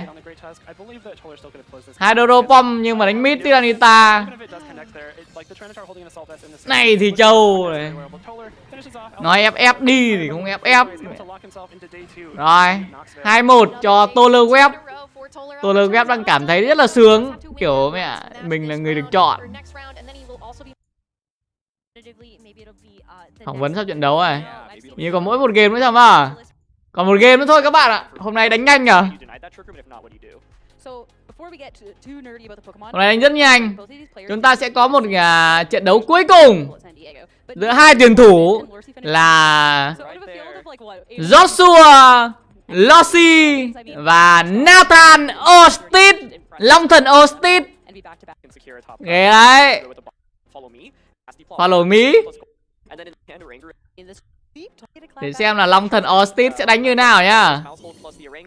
Long thần Ostit quyết định là lấy con chuột cộng như là Orange Guru. Còn bên của Joshua thì lấy Arcanine và Golden Go. and I mean, gives really good idea of what we could be seeing in the back for his team. Yeah, exactly. And so I think Bên của Austin rõ ràng là không có tô cổ. Tại sao nhỉ? Team đấy là team Chick Room lại không có tô cổ anh em ạ, hơi ngáo. Máu sút này giờ làm cái gì? Tại sao lại chơi máu sút? Máu sút gì? Làm được cái khỉ gì ở đây mà thể hiện? Start things off, it will be the snarl, just drop the special attack going over onto the other items. That little bit of chip damage onto both of the Pokemon as the Golden Ghost Nasty plot này. Going for the nasty plot. This is going to raise the special attack by 2 stages. Try and set it for next turn. Turn. Just the slightest of damage. What the heck? Cô tách luôn à? Đặt tên là cô tách anh em ạ. Vãi nồi thật. Anh ơi, game này là game 2 của hai tuyển thủ này à? Đâu game 1 nhé bạn nhé. Định mệnh đéo gì game 2? Nó the heck gì mà đã game 2 rồi? Game 2 thật các bạn ạ. Tiêu chi mà đã 1-0 này kìa. À không, người ta sẽ tính theo kiểu thắng thua, ưu tiên được thắng một game hay sao. Rồi, con gì nhỉ? Lạc đà. Camerút. Con Camerút đã ra, con Camerút có Erickson. And so yeah, that's exactly what Josh was considering here. You could also straight up just go for the water terror immediately, but I think you still have to be kind of scared about how much damage. Có Erickson và Earth Power. Nói chung là nó là một con khắc chế hai con này. Bây giờ để xem là Nathan sẽ đánh như nào. Nathan có thể là Inchurt,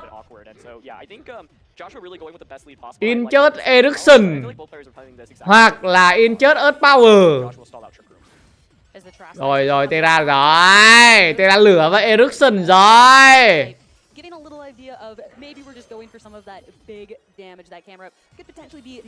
Golden Go Rotex này. Không Rotex thì mày sẽ bị thổi. Erickson, hãy biến hết thành người Do Thái đi.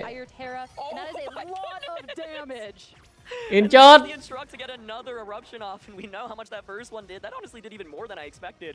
Chúng ta sẽ có món hot dog anh em ạ. Hot dog là cái gì? Là chó nóng. À nhầm, hot dog là xúc xích.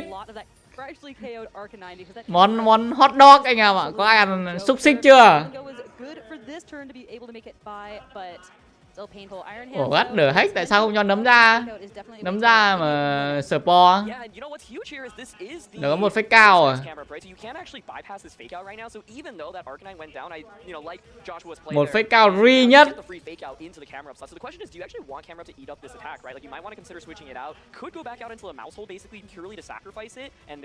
Camerút về thằng nào ra? Ủa nó choi à? Gladly going to be taking the field. Tasted a little bit of chip from the fake out. Inco! What the heck? Shadowbone đã bị counter bài. Bị counter bởi màu sút hệ thường. Mình lại bảo tại sao lại không Rotex hay là không có Rotex ta? Một pha Inco hơi bị chí mạng nha.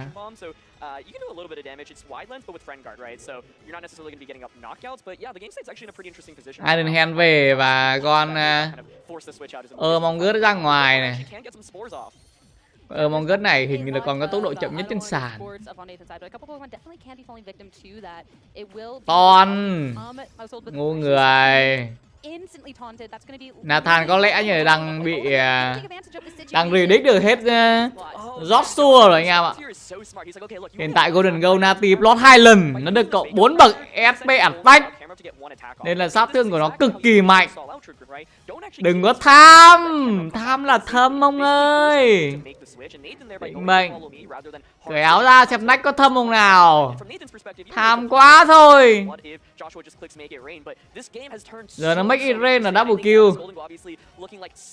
Tăng tận 4 bậc cơ mà.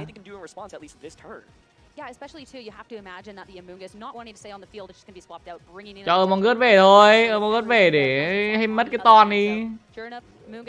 Anaheim ra ngoài ấy. Ton này. Không tác dụng.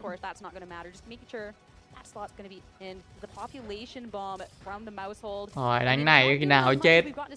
Anaheim châu. Yeah, definitely not bad. It looks like it's doing around 13 damage per Không đủ đâu, không đủ đam đâu. Gets Iron Hands down to under 50%, so it's a good count to know. Tham là thâm đấy. Joshua saying I am not giving you your free switch-ins. Ông Joshua tham thật sự. So many increased stages of special attack. I think No it might way be finally luôn. time to see some make it rains come out, and so that's 3 nasty plots coming Đánh out thôi. this battle. I think Joshua's played this so well, right? It looked so scary once the camera came out and got the knockout, but that single fake out pressure from Iron Hands allowed Joshua to basically Đang còn rất là tham anh em ạ. Tham thâm. switching the camera back in, and so Joshua has basically made the right call with Golden Go pretty consistently, and Golden Go now is in a position. Con Golden Go này hình như là tê ra nước hay sao rồi. Yeah, and looking on paper too, I mean, Golden Go does not look nice. Eisenhand về và đấm ra. But still, Joshua finding the way to make sure that these make it rain, these nasty plots can go so that this make it rain can be so impactful in this situation. Oren Guru về, ai ra? Abo must know. Pokemon, it's definitely not going to appreciate what's about to happen on the other side of the field. The Mousehold as well, that's going to be a protect to make sure that the rain cannot have the impact that it needs to into that slot. At least with hitting to make it rain, it will be the special attack drop a little bit after this turn, but you are Turn Rotech vừa rồi hợp lý. Yeah, I guess the idea here maybe is like you sacrifice the bomb. Bây giờ +5 rather than +6, so then you can maybe go. Like the idea is maybe now. Bây giờ nếu mà sử dụng chiêu độc quyền của con chuột ấy thì có thể giết được con nấm hay không? Đó là một câu hỏi mà tôi đang muốn có câu trả lời ở ngay lúc này. Liệu có đủ đam? Và con Oren Guru này, bây giờ hai con này làm được cái gì? Hai con này thì bây giờ ăn make it rain thì cũng lành ít dữ nhiều. Thế này cũng thế chết.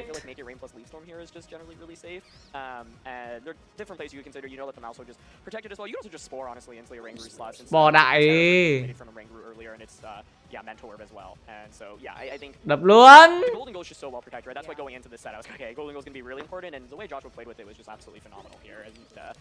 Mấy rain luôn.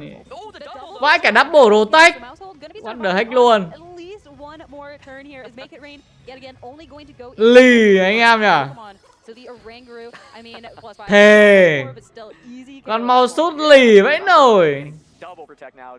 You have the potential to. You could of course just go for another one, but I think like Joshua hasn't even gone for a Terra yet, and it is that Water Terra on the Golden Ghost. Now you can just go for Water Terra, click Make It Rain, and Amoonguss can go for Spore into camera up. Then so. Camerut, follow me và làm gì đây? Follow me và gì? How does Nathan respond to the Golden Go? And for Joshua, he just had the conviction to keep clicking nasty plot, and what Nathan needed to do to accelerate the battle was just hard switch back on the camera. It's risky, but. Đề ra luôn, đúng đề ra nước thật các bồ ạ.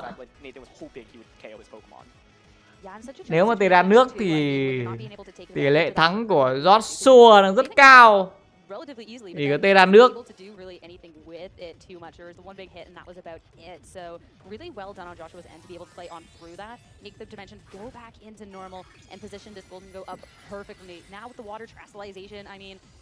Tê ra nước luôn này. Máu sút định làm gì? Định chip bồ á? Làm gì có. Mình nghĩ là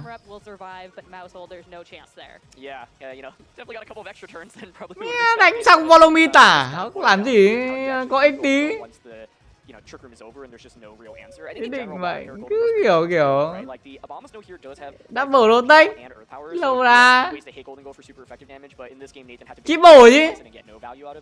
Làm gì nó có ích không? Đánh kiểu chip bổ Rotech thì nhìn nó vô hại lắm.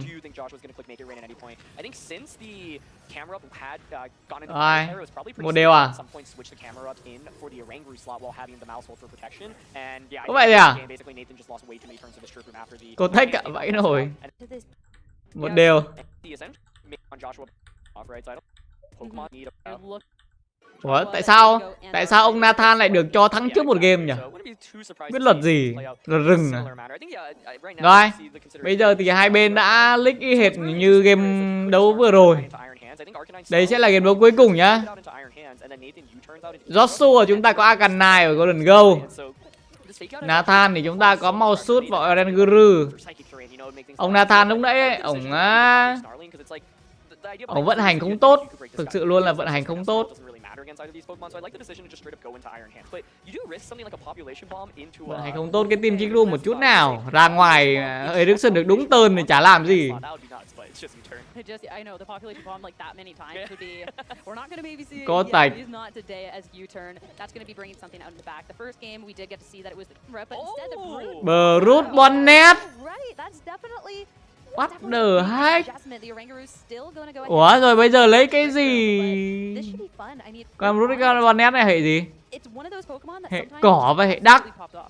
Liệu nó có phải là một con build theo kiểu là tấn công hay không? Argument for it, which is actually a really solid argument, is like Brute Bonnet does have a super effective crunch and a Golden Go, and if Golden Go goes for Water Terra, you have a super effective bullet. Mấy rain luôn. Okay, I can't spore you, but I can at least get super effective damage into you no matter what you are. The top thing is you Đánh mà cứ tiếc anh em ạ, đánh mà có mấy cái rain luôn.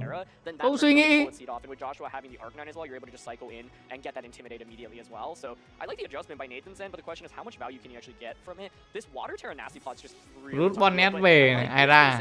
switch out immediately back. Mau sút đổi Pokemon. Đấy. Ông này ông đánh không có ấy luôn gì luôn anh em ạ. Đánh tôi thề anh em. To make sure that when you can make use of something, you're going to get the most maximum value as camera. Also going to be hitting. Thua. Cho thắng trước một game mà đánh này thua. It's just going to be the chip. We've gotten to see this before, and now the make it rain. The mouse will now. Tôi nói thật các bạn ạ, đánh này thua. Critical hit for Nathan. That's going to load special attack and camera. Đánh cái kiểu éo thì tin được luôn, éo chấp nhận được cái kiểu đánh luôn đấy. Ủa? Có Trích Room mà ông cứ đánh như này thì sao? Sao thắng? I think maybe Nathan was hoping for Joshua to play a little bit more passive there, but that ends up being a great turn for Joshua. Right? You get the knockout, Golden Go is still decent, well protected. Định vậy. Joshua did not commit the Terra to the Lúc nãy lúc U-turn xong tại sao U-turn không cho con Camerut về? Turn thứ hai thì rotate cũng được à? Đúng không? Anh này thua rồi. Không biết vận dụng sức mạnh tìm Trích Room. Bị để skull hết Trích Room. Camerut bây giờ tự nhiên còn nửa cây, Ericsson cũng không đau nữa rồi. Yeah, it's nice to see the way that the Golden Go can be pressured because of the last game too. We got to see that it kind of got to do whatever it wanted. It never really felt like it was in too much in danger. And as soon as it was tha mà, lại định tha mà. Để ra đi. Không tê ra người ta coi thường, tê ra nước lên. À con kia hệ cỏ nhỉ, hệ cỏ lại có đạn hạt liên thanh nữa. Intimidate pháp. Nathan tê ra cái gì? Hay là con này đéo choi ta? Con này đéo choi này, nên là mới đánh cái kiểu tào lao như vậy. Chỉ có một cách giải thích thôi anh em là đéo choi. Chứ không thì bình thường thì ra ngoài rồi rotate thì mất gì đúng không? Đây thì là nước này.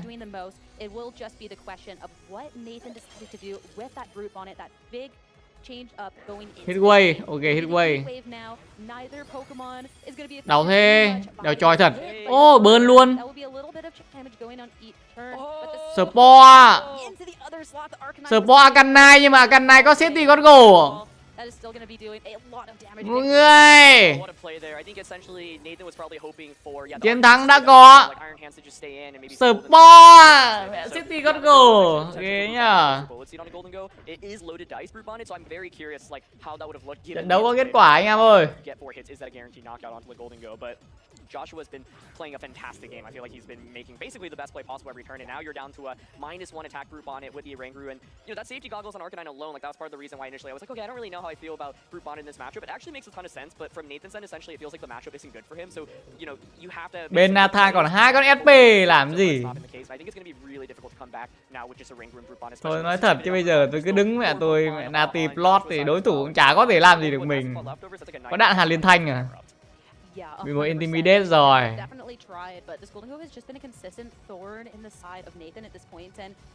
Cái này về để intimidate tiếp đấy các bạn ạ.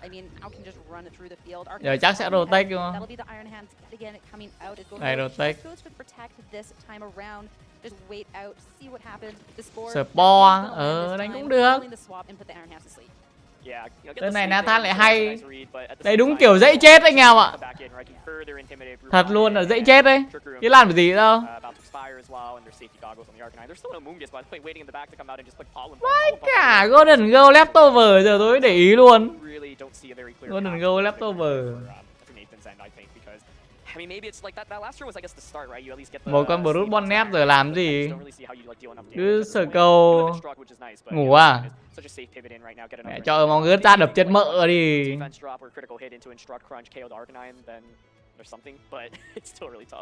Hey, you gotta play to the outs. This is game 3 with day 2. Ôi mà như lão này cho mong ướt ra.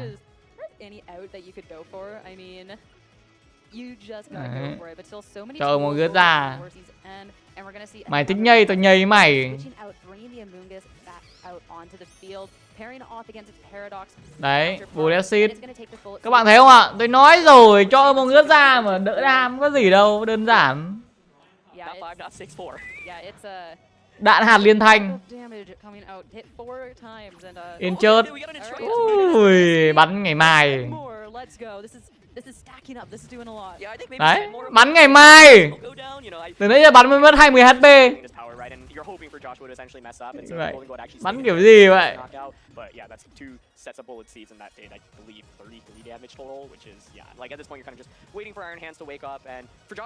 Rồi, tất cả mọi thứ đã quay trở lại bình thường này. Global Combat với Golden Poop. Rồi, Iron Hand dậy. Mày sống.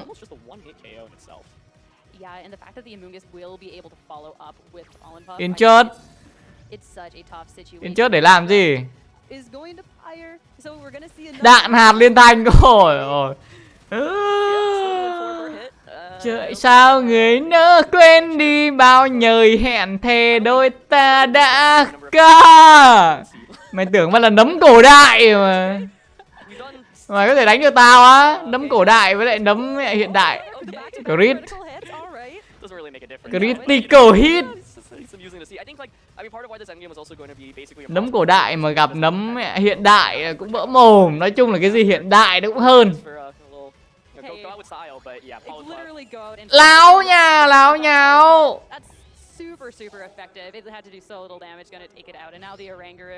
Iron Hand hết ton.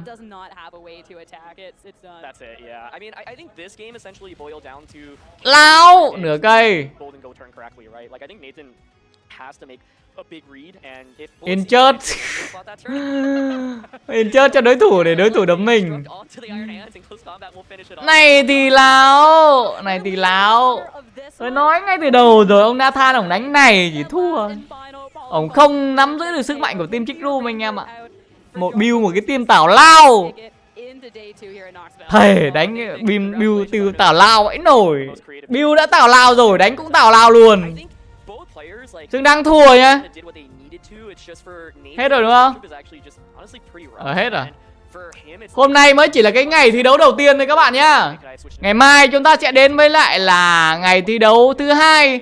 Sẽ là những cái trận tứ kết, rồi bán kết, rồi chung kết của cái vòng loại khu vực Knoxville này nhá anh em nhá. Thì ngày mai tôi sẽ cùng với anh em xem tiếp vậy. Còn hôm nay thì hết rồi. Tôi cũng dừng lại ở đây thôi. Một lần nữa thì cảm ơn tất cả mọi người đã đến với buổi livestream hôm nay. Và hẹn gặp lại tất cả mọi người trong các buổi livestream tiếp theo, cũng như là những video tiếp theo. Bye bye.